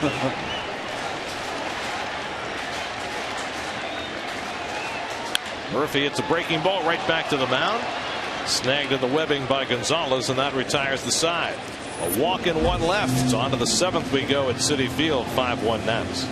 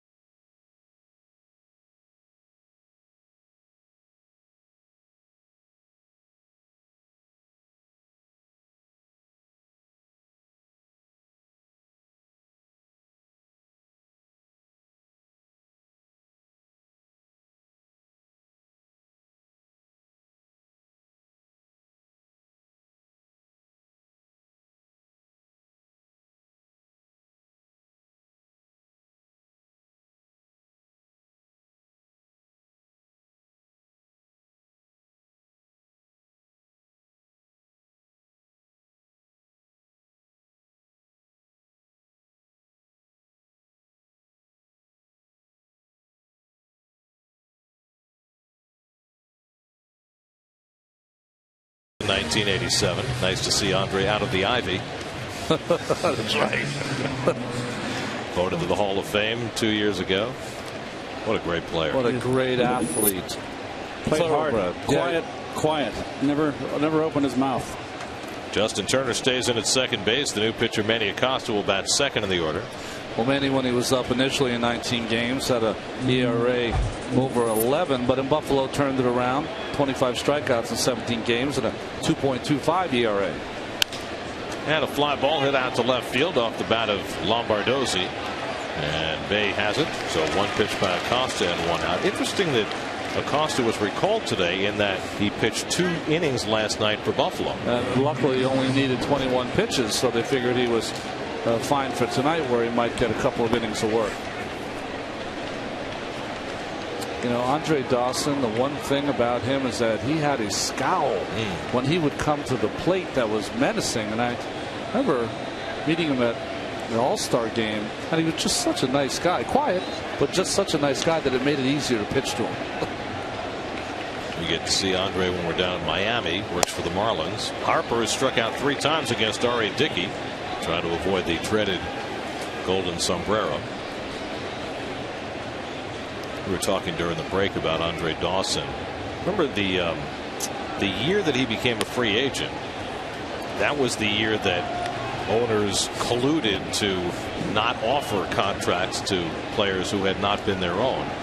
And Andre had been playing all those years on the AstroTurf at Olympic Stadium, and he had bad knees, and he just couldn't play on AstroTurf anymore. And he went to the Cubs and he said, I will sign with you. I will sign a blank contract. You fill in whatever numbers you want. And they gave him, I think, $500,000. Yep. And he went out and, for a last place team, won the MVP. He never got cheated, did he? He took some serious hacks up there, boy. I tell you, he just ripped the bat. Had a great arm. Line to second, right at Turner. And Harper hits a fair ball for the first time, but he's retired. Andre Dawson was selected to the Pepsi Max Field of Dreams roster. Check out MLB.com/Pepsi Max to see who else was selected and to vote between 2 semifinalists who will play ball with the MLB legends in this year's Pepsi Max Field of Dreams game.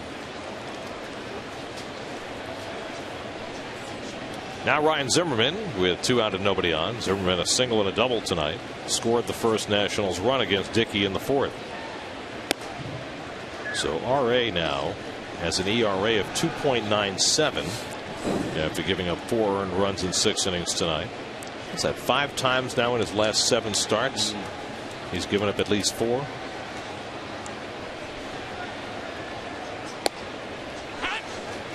A lot more movement from Acosta initially here. Good sink on that fastball.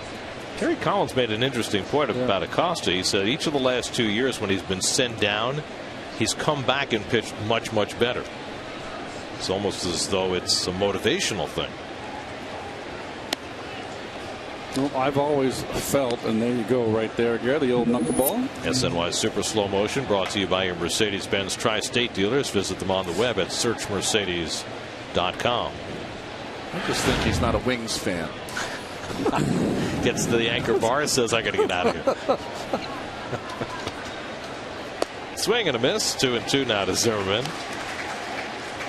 Well, you know, Keith has always said it. Acosta's got good stuff. Yeah, he's got everything you need to be successful. Razor blade slider, good moving fastball, throws 93, 94 miles an hour. It's got to keep him in middle relief. And then a couple of years ago, developed that split finger changeup, which was outstanding. Line the other way, and Zimmerman has his 3rd hit of the night. He's just impossible to get out right now. Bobbled by Hairston, but Zimmerman will hold at first base with a 2-out single. I mean, it's pretty obvious, but the Mets have not been able to figure it out. On 2 strikes, you cannot pitch Ryan Zimmerman away. I mean, that's his whole approach. With 2 strikes, he's going to go that way. He's going to hit the ball that way. You have to pitch him in. Most good hitters, they're going to be vulnerable in with 2 strikes. Now here's Michael Morris, who's 1 for 3. And he takes the breaking ball for a strike. Tell me where you've heard this story before. Cliff Lee's pitching tonight in Philadelphia against the Brewers. Gave up a 6th inning home run to Ryan Braun. Milwaukee 2, Philadelphia 1. He just can't get out of his own way. Try the nightmare season. He had the 1 win against the Mets, but that's it. Grounded to shortstop. Cedeno handles and gets the force to end the inning.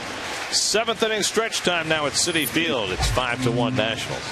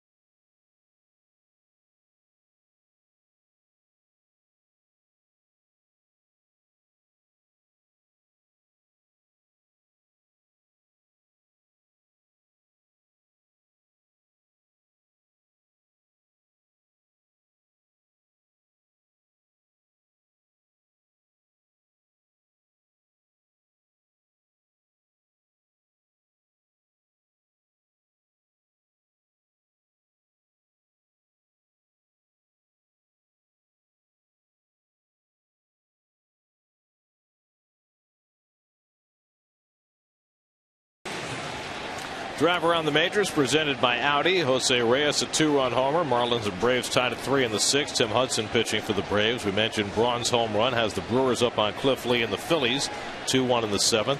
Castro and Soriano have homered for the Cubs. Paul Maholm pitching in his old haunts in Pittsburgh and pitching well tonight. Cubs up 5-1 on the Pirates in the 7th. David Wright leading off in the home 7th inning.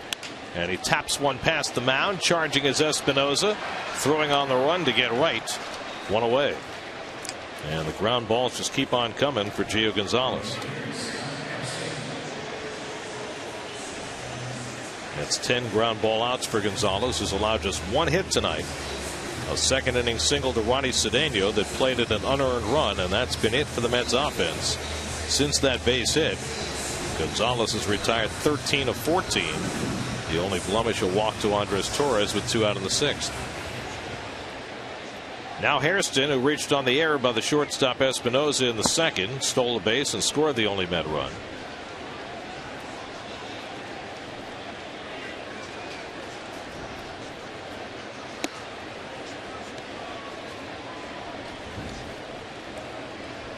Josh Edgen, next man up in the Mets bullpen after a nice inning from Manny Acosta. Mets bullpen has been pushed to the max over the last 4 days.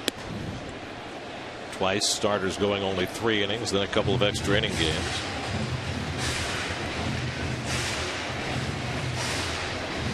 So the Mets were forced to use the bullpen for 20 innings in the first 4 games of this homestand.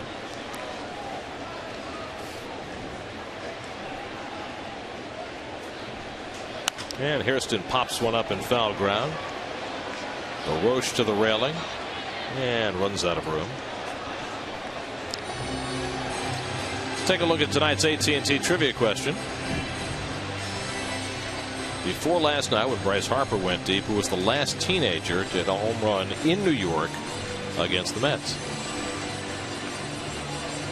It's a good one, right? Yes. I think I've got an idea.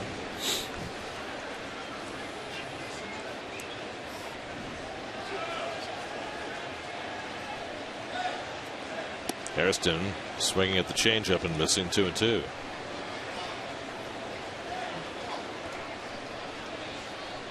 Is it a guy who would later play for the Mets?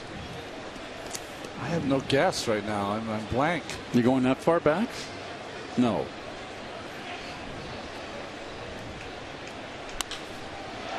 Fly ball left center, and over comes Bernardino to grab it, and there are 2 out.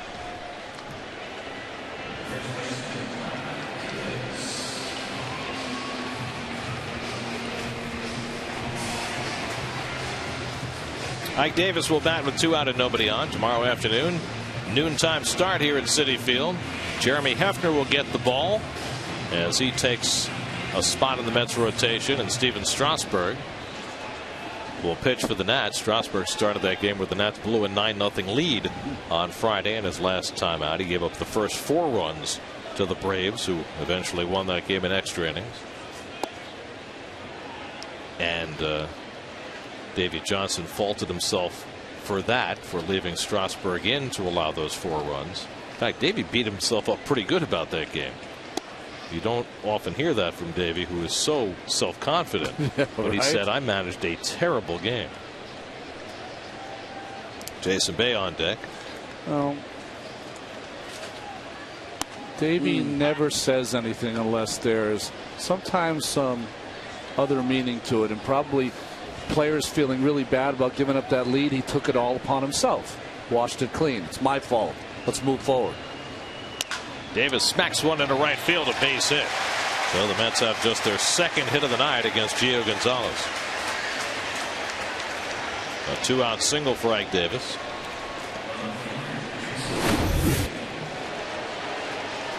There's the toe tap from Ike, and they just continue to keep the ball away from him. And he still wants to reach. He's hitting the ball so far out in front of him. And he's become this year really a dead pull hitter. And thus his issues. Here's Jason Bay, 0 for 2, struck out and fly to right. And Jason takes the fastball off the plate. Worth noting with Gio Gonzalez at only 80 pitches in the 7th inning, he's thrown only one complete game in his career, and that came 2 years ago while pitching for Oakland.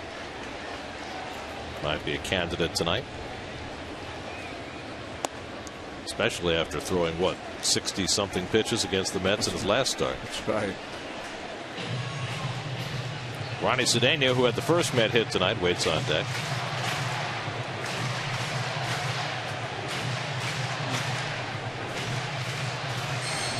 Nice job by the young Flores going out there to give a pep talk to his pitcher. And things can happen very quickly in a game, so never want to take anything for granted if you're Gonzalez and Flores. He's walked 1, he's struck out 4, but he's induced a lot of weak contact tonight, leading to a passel of ground ball outs. And that's low and inside, and all of a sudden he's behind on Bay, 3-0.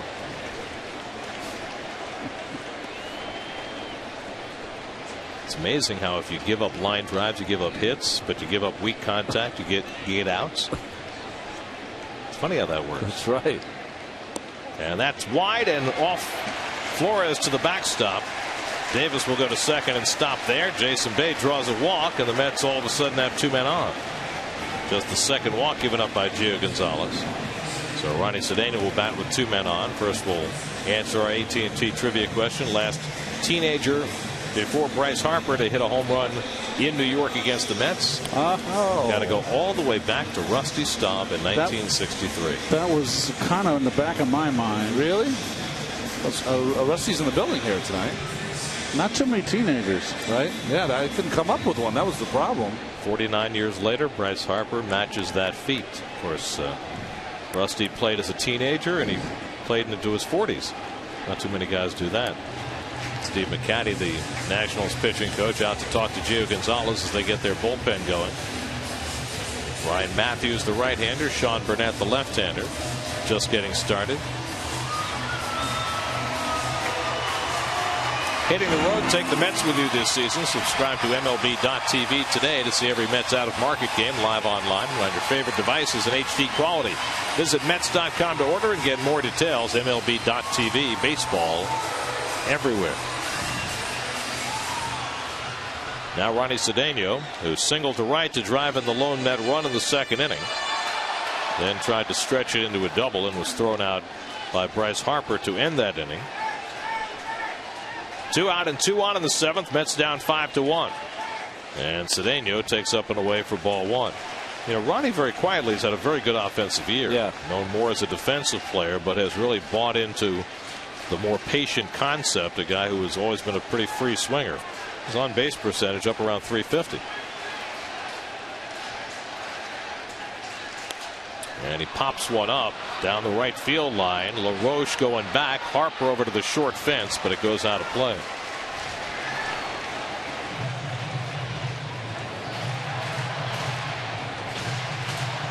Ronnie hit his 2nd home run of the year Saturday here against the Dodgers.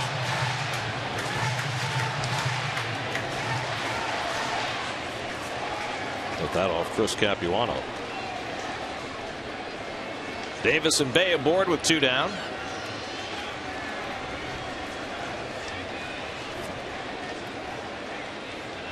Gonzalez ready for the 1-1.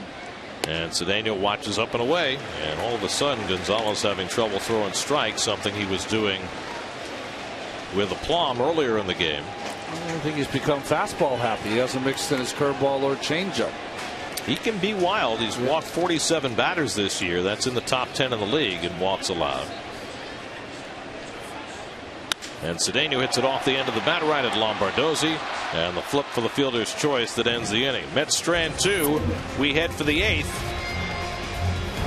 at Citi Field, where R.A. Dickey's winning streak is in severe jeopardy. 5-1 Nats after 7.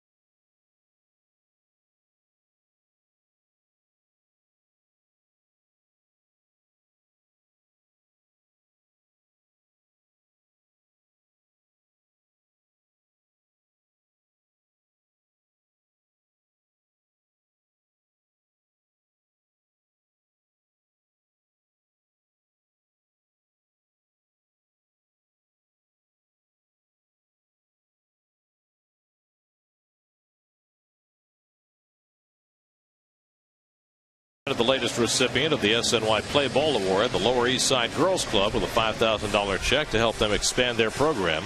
To see more of their story and those of past recipients, go to sny.tv/playball. We go to the 8th inning. It's our buddy Frank with his family. Nice. By the way, that play ball is one of the best things we do. That's pretty cool. Josh Edgin will pitch the 8th inning for the Mets.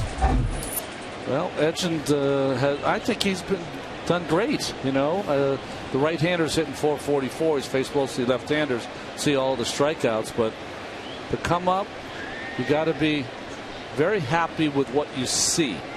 Hard thrower, good breaking ball. Faced 2 batters last night, got them both. LaRoche hits one out to right center into no man's land, and it falls for a hit. He had 4 guys in the general vicinity the way the Mets were set up defensively, but LaRoche hit it amongst them. So his second hit of the night. Let's check in with the studio. Chris Carlin has this game break.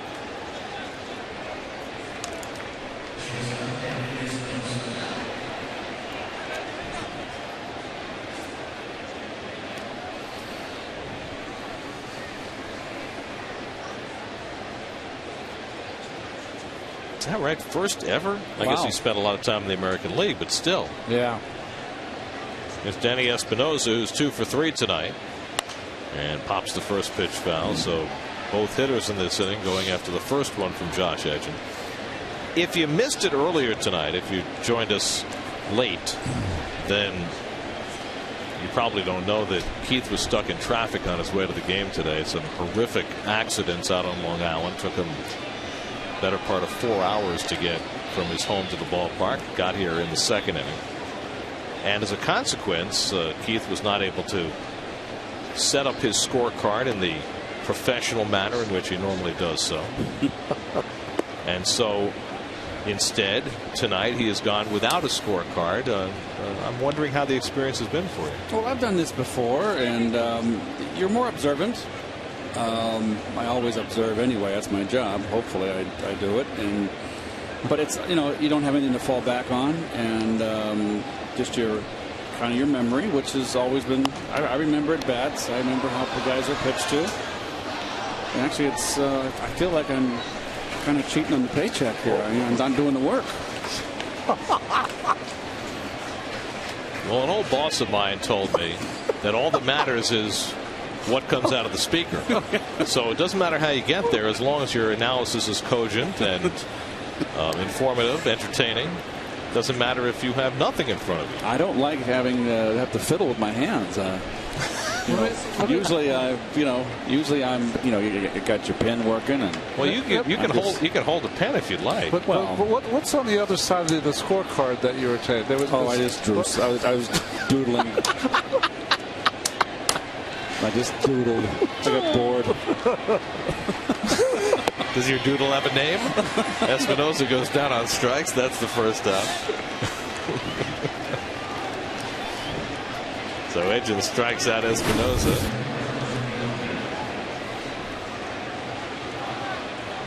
Threw it right by him. That's not a good swing right there. So Edgin, who's been having trouble with the right-hand batters, gets one there. No, Edgin showed us in spring training that he can hit both sides of the plate, Ron. He hit the corners in and out. The thing about Edgin is that what I didn't know, because we did not see it in spring training, is that in Washington against right-handed hitters, he broke out a changeup occasionally. So 3-pitch pitcher. Facing the left-hand hitter, Roger Bernardina, who had an infield hit his last time, and Edgin coming up and in.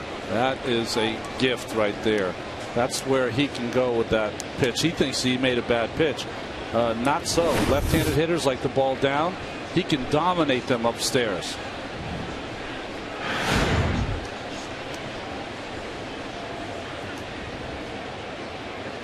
And Bernardina cracks one to right. On comes Hairston, hesitates, dives, and does not make the play.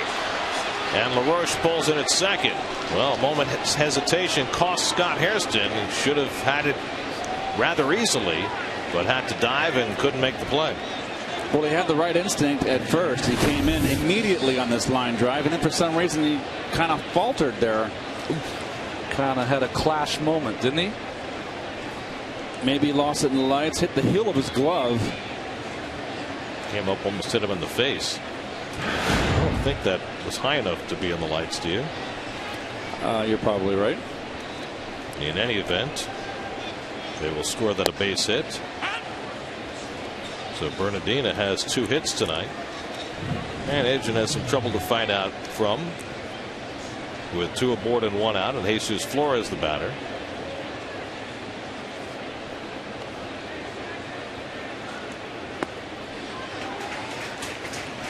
Well, looks like Gio Gonzalez is done. Tyler Moore has come out on deck to be a pinch hitter. Gonzalez has thrown only 88 pitches over 7 innings, working on a 2-hitter. But it looks like they will pull the ripcord as he goes for his 13th win tonight. Here's the 0-2 to Flores, and hit off the end of the bat, a foul ball. By the way, after Zach Greinke homered, Carlos Gomez homered, Aramis Ramirez homered, 6-1 Brewers. Oh boy. All off Lee. I'll have to check that. Okay.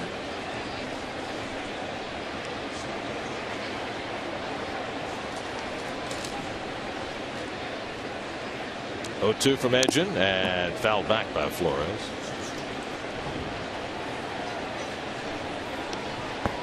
Well, the Mets bullpen, we mentioned how many innings they've had to throw lately, and it has been a problem just about from the start of the year. April wasn't bad, but from May on, the bullpen has been a continuing concern for Terry Collins. 16 blown saves, the highest ERA not only this year in the majors, but in Mets history for their bullpen. And so they've tried to rearrange the deck chairs from time to time as Flores goes down on strikes. There's your changeup, Ronnie. Yeah, I like it. It's a good pitch. See the grip? Good sink. Yeah, that's a good pitch. The answer to your question, Ronnie, is yes. All those home runs were against Cliff Lee. Wow. So he's given up 4 home runs tonight. Well, Mets starters have worked over 6 innings per start, but you know, lately the starting pitchers have been just as complicit as have the relievers. All right, Dickey gave up 5 runs tonight, and that's pulled foul by Tyler Moore, who's pinch hitting. In the 15 games prior to tonight, Mets starting pitchers had given up 96 runs, which is the most runs that Mets starters have given up in a 15-game span since the last 15 games of 2007. And you remember what happened then.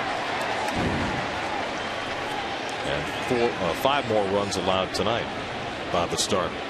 So while the bullpen has been the culprit all year lately, with all the injuries and Santana getting hurt and Dickey coming back to the pack a little bit, Dylan G out probably for the season, Mike Pelfrey's been missing since early, Mets starters have been right there with the rest of the ball club, struggling. 0-2 to Tyler Moore as Edgen looks back at second. And of course, the Mets will get a change in their rotation starting Thursday as Ramon Ramirez gets up with the impending debut of Matt Harvey. Swing and a miss, and Edgen has his 3rd strikeout of the inning as he goes upstairs to get Tyler Moore. That helps him work around a couple of hits and send it to the bottom of the 8th with the Mets down by 4.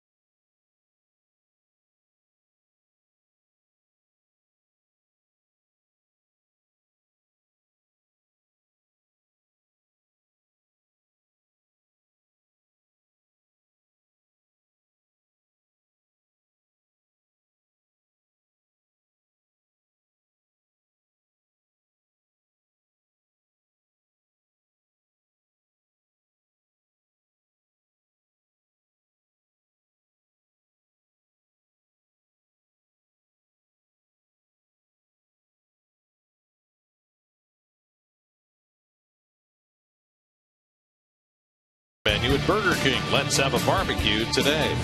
By Cadillac. And by State Farm. Today's State Farm agent today is Pat Cawley of Glendale. Contact Pat's office at patcawley.org. Gio Gonzalez done after 7 innings, just 87 pitches, but he's out despite allowing just 2 hits and an unearned run. Walked 2, struck out 4. Those numbers right there, Ronnie, and that would be a complete game, wouldn't it? Yeah. Well, you'd want to. I mean, you'd want to save your bullpen. And we never, honestly, ever talk about this as Brian Matthews comes in, a big part of that bullpen. You know, in today's game, no reliever ever comes into a game with you know what, I might be able to relax today. I might have the day off. Every game they come and they are on alert. Jordany Valdespin batting for Mike Nickius to lead off in the bottom of the 8th. Valdespin, who will be in the starting lineup tomorrow when Steven Strasburg takes the mound for the Nats. And jumps away, a ball and a strike. Valdespin started in right field last night and went 0 for 4, including a couple of double play grounders. Matthews worked an inning last night. This young man Matthews got some good sink. Valdespin, a low ball hitter. And he takes it off the plate, 2-1.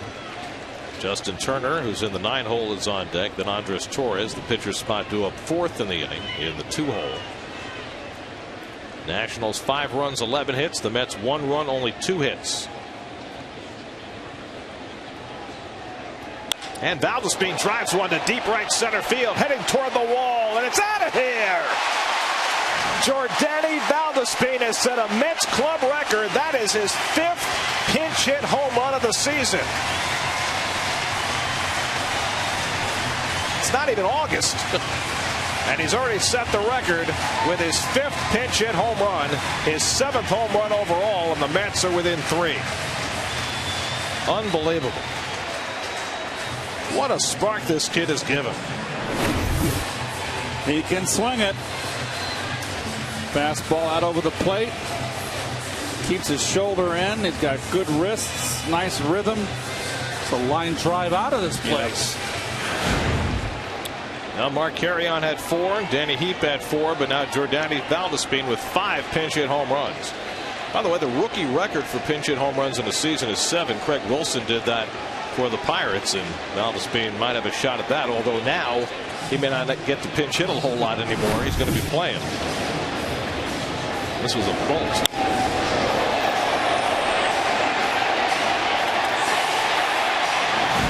David Johnson will make a pitching change. This call to the bullpen brought to you by Verizon Wireless. Win Mets memorabilia from Verizon at Mets.com/Verizon Sweeps. Sean Burnett on his way in. We'll be right back.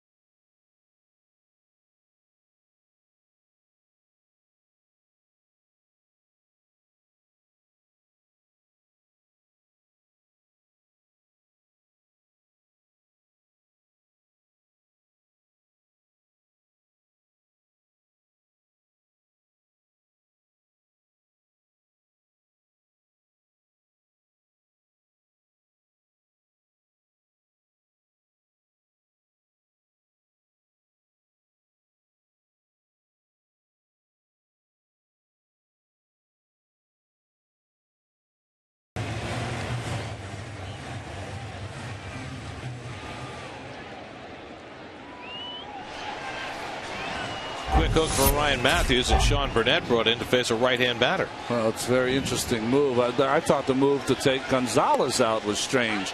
Only 80 pitches. He was rolling right along. Justin Turner up for the second time. Fly to right as a pinch hitter in the 6th. Stayed in the game at second base. So Davey Johnson going to Burnett after Valdespin took Matthews deep. Boy, Valdespin is like a freak of nature right now. He's covering everything, and he's going to give himself a lot of playing time. He has done an enormous amount in a short period of time. Up and down 3 or 4 times, and finally getting a chance to stick. And the way he's swinging the bat right now, he's not going anywhere. He's had only 92 at bats. He's got 7 home runs and 21 RBIs. That's amazing production.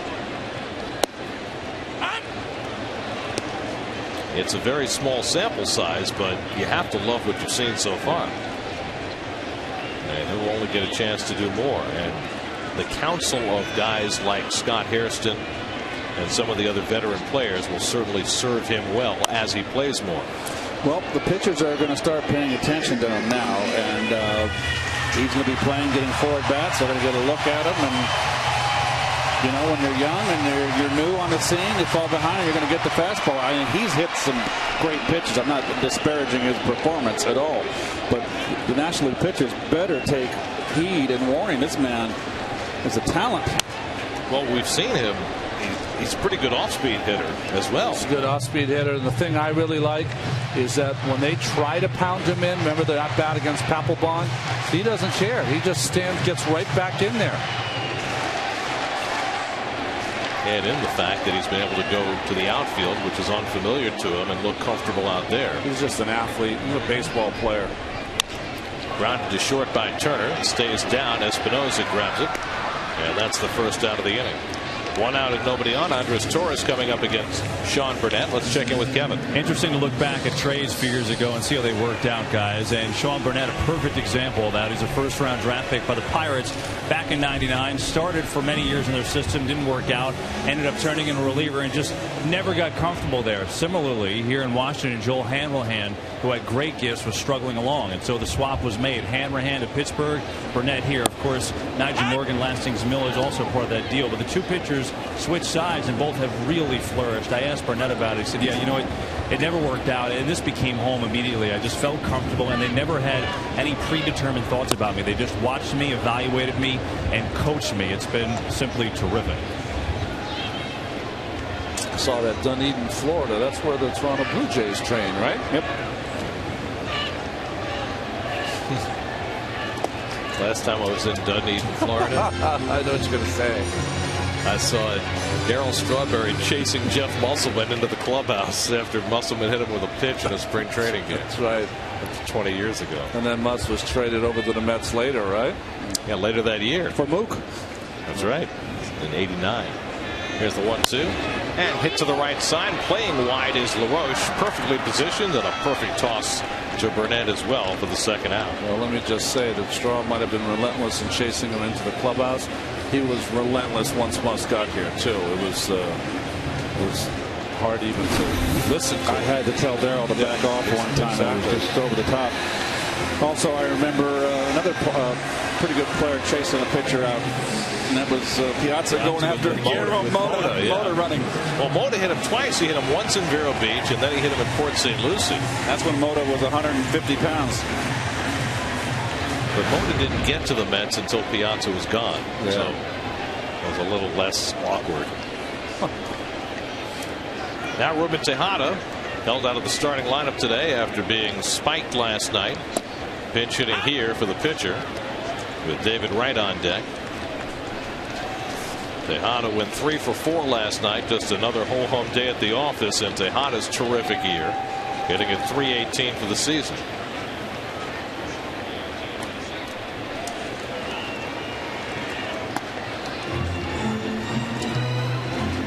I've got 13 ground ball outs and the error by Espinosa, which could have been 14. Gonzalo's got more than his share of ground balls, 11 of them in 7 innings. Wow.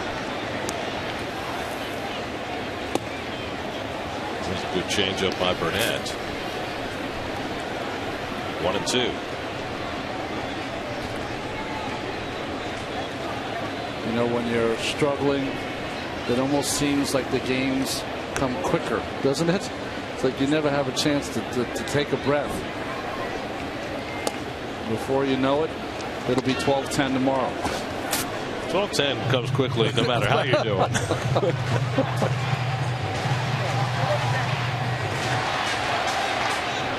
Especially when you have to pack for an 11-day road trip.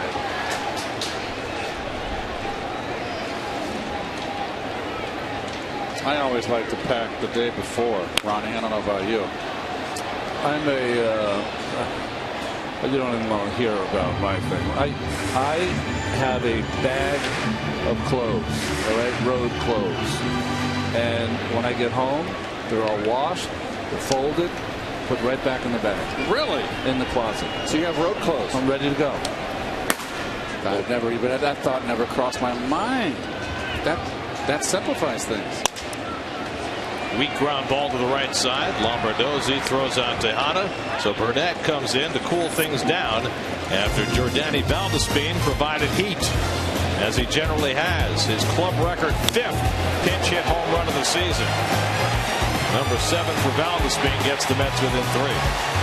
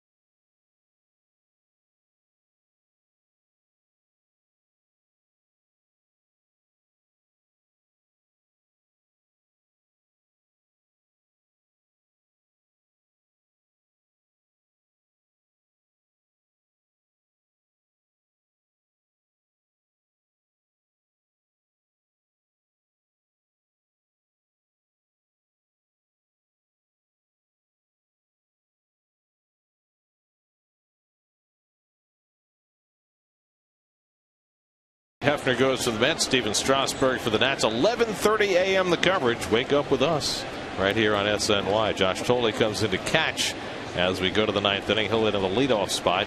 Your Jordani Valdespin stays in the game in center, and Ramon Ramirez will come on to pitch for the Mets. He's gotten a lot of work since the All-Star break, has Ramirez. Well, he got touched up his last outing. I think he was pushed past his limit personally. Well, remember, he had thrown 2 innings on Friday night, and they tried to get him through that 2nd inning on Sunday afternoon, and it looked like he ran out of gas. Gave up those 5 runs in the 12th inning. I don't know about you guys. I think he's thrown much better in the second half. But you know, we talked about it earlier. The number of innings that the Mets have had to throw from their bullpen on this homestand has been staggering. And you know, sometimes a pitcher like Ramirez will bear the brunt. Nice changeup to strike out Lombardozzi for the first time. Good changeup. That's an excellent changeup. Great spin. And you know, you're going on the road. You have 11 games in a row. You don't have an off day to, you know, to catch your breath. It's August 5th, you'll have a good indication of what's going on. You don't get the off days when you need them. Now Bryce Harper's gone 0 for 4 tonight. Struck out his first 3 at bats against Dickey, then lined out to second base his last time up. Tyler Clippard gets up in the Nationals bullpen. He has been a struggling closer lately. Mets got to him in Washington. Then he had a rough outing in Atlanta over the weekend as well. But he'll have at least a 3-run lead to protect in the bottom of the ninth. And Harper takes low, 3-0. Manny Acosta and Josh Edgin each turning in a scoreless inning of relief. Ryan Zimmerman has already got 3 hits tonight, waiting on deck. And that's ball 4, so Ramirez walks Harper on 4 pitches. 1 out and 1 on. Let's check in with the studio, see what's coming up on WB Mason Postgame Live with Chris and Bobby, guys.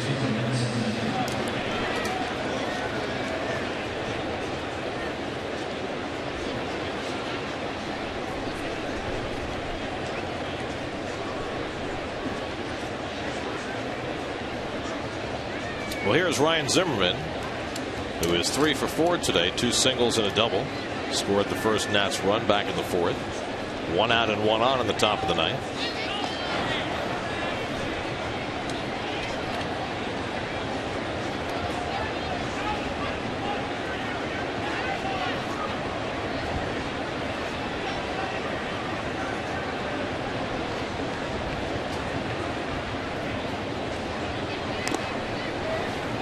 Harper has stolen 13 bases. He's been caught 3 times.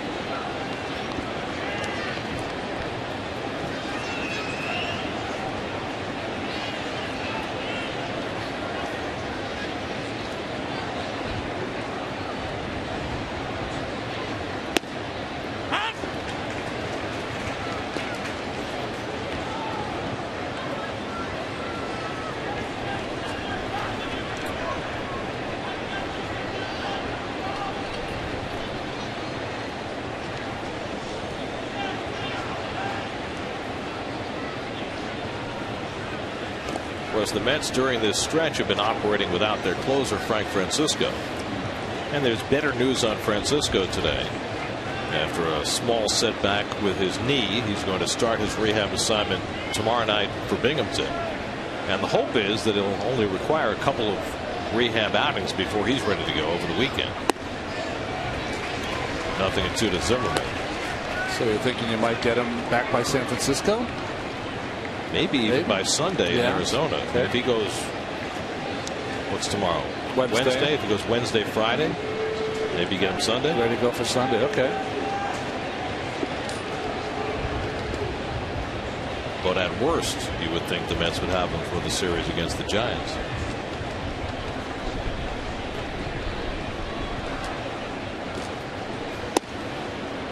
One and 2 now to Zimmerman. Zimmerman has not had a 4-hit game this year. Giants are playing pretty good baseball, aren't they? 1.5 lead over the Dodgers in the NL West, despite the Dodgers winning their last 5.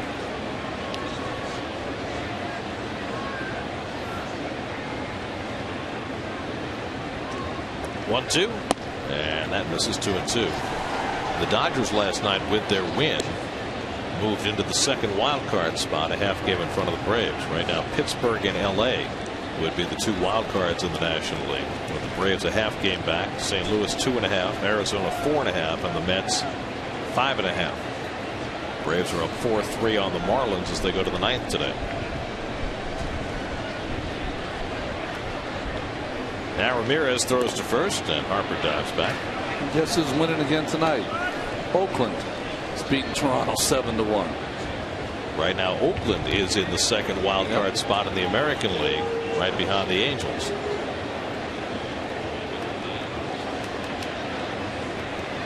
Their young pitchers have done an amazing job for them, including the guy they got from Washington, Tommy Malone. Zimmerman fouls it off. Harper was running on the pitch.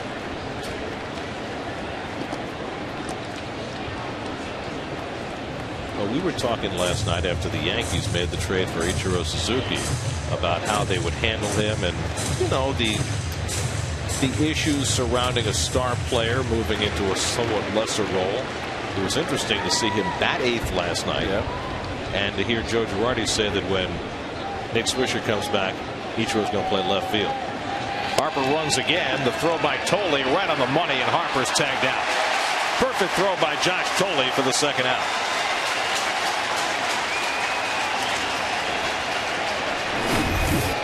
Well, good throw by Josh here, who's throwing much better this year. Good footwork.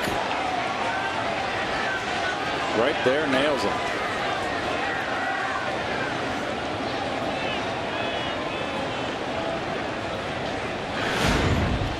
So 2-4 on the caught stealing, 2 out and nobody on, 3-2 the count to Zimmerman. Hit to the right side. Davis ranging wide, a long way to get it, and the throw to Ramirez on target, and Ramirez finds the bag in time. Beautifully done by Davis, whose momentum carried him all the way to second base. It's a Keith Hernandez play. That's how far he went. Yes, very aggressive in the hole. Love to see it.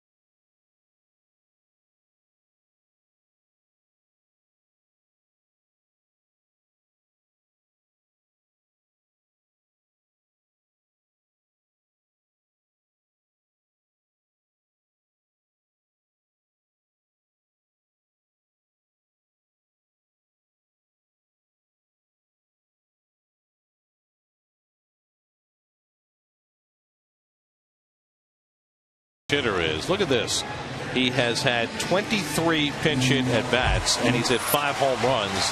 That is the second highest rate of home runs per at bat in Major League history. Matt Lecroy hit 4 pinch hit home runs in 15 at bats in 04, and that was the best rate. Imagine that, a pinch hit home run every 4.8 at bats. That's better than Babe Ruth. Tyler Clippard ought to try and save it for the Nats. Well, Clippard has struggled each and every time against the Mets so far this season. David Wright leads off in the 9th. Wright, Hairston, and Davis trying to do some damage against Clippard in the 9th inning. And the first pitch curveball is in for a strike, and we had not seen that pitch at all from Clippard lately. Plan B. Well, he's got a good one, and he should use it. Relied so much on his changeup, and it's the changeup that hurt him against the Mets in Washington.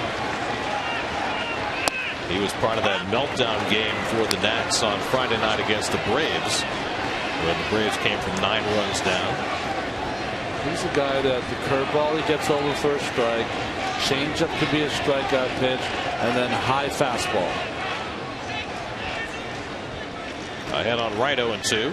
And David grounds one foul. Wright has gone 0 for 3 tonight, so he's just 1 for 7 in this series. That one was the home run last night against Jordan Zimmerman.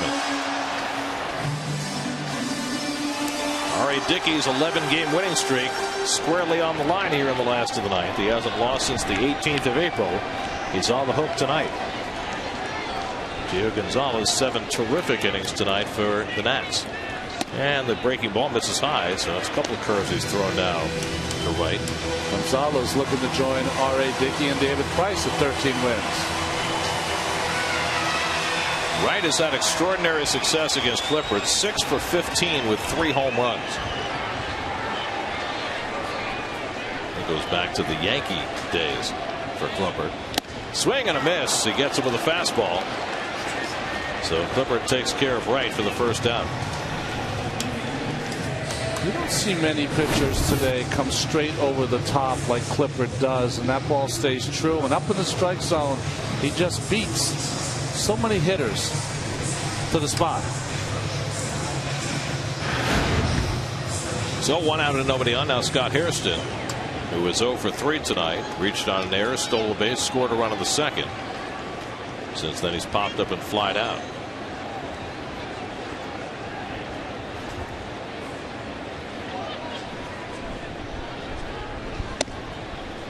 Ball 1 to Hairston. Geico Sports Night, the only show that's only New York sports, will take you around the National League East, soccer action, and some off-season basketball news as well. Geico Sports Night tonight after the postgame only on SNY. I guess that's basketball. I said soccer. Here's the 1-0. It's taken for a strike. You know, this game will make you very myopic, you know. Well, I was thinking about the soccer game coming up here at Citi Field, Ecuador against Chile. Of course, you got the Olympics starting in a few days. You got soccer going on there as well. Could have been volleyball, field hockey. That's right. On the corner, and it's 1-2 to Hairston. 2 curves. I just don't see this arm slot that hides it with his glove and then comes straight over the top, and 12-6. Now the 1-2 to Hairston, and the fastball fouled back.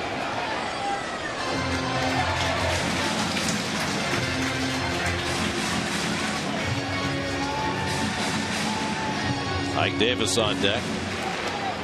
Mets lost 6 in a row, snapped that streak with Dickey beating Gonzalez last week in Washington. Now the Mets in danger of losing their 5th in a row since that.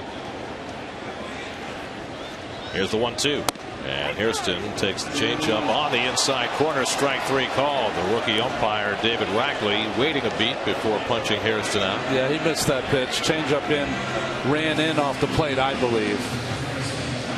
What do you think, Keith? Well, if he got it, it's a heck of a pitch. And you're right, Ron. Missed. So Clippard, looking for a bounce back effort, has retired the first 2 via the strikeout. And now Ike Davis with the Mets down to their final out. Ike has gone 1 for 3 today, single to right his last time up. Mets have had only 3 hits tonight.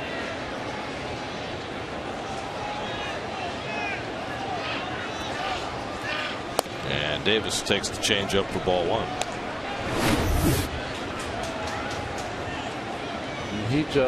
This is what you'd almost teach someone who threw a javelin, to really just reach back and get that nice tilt.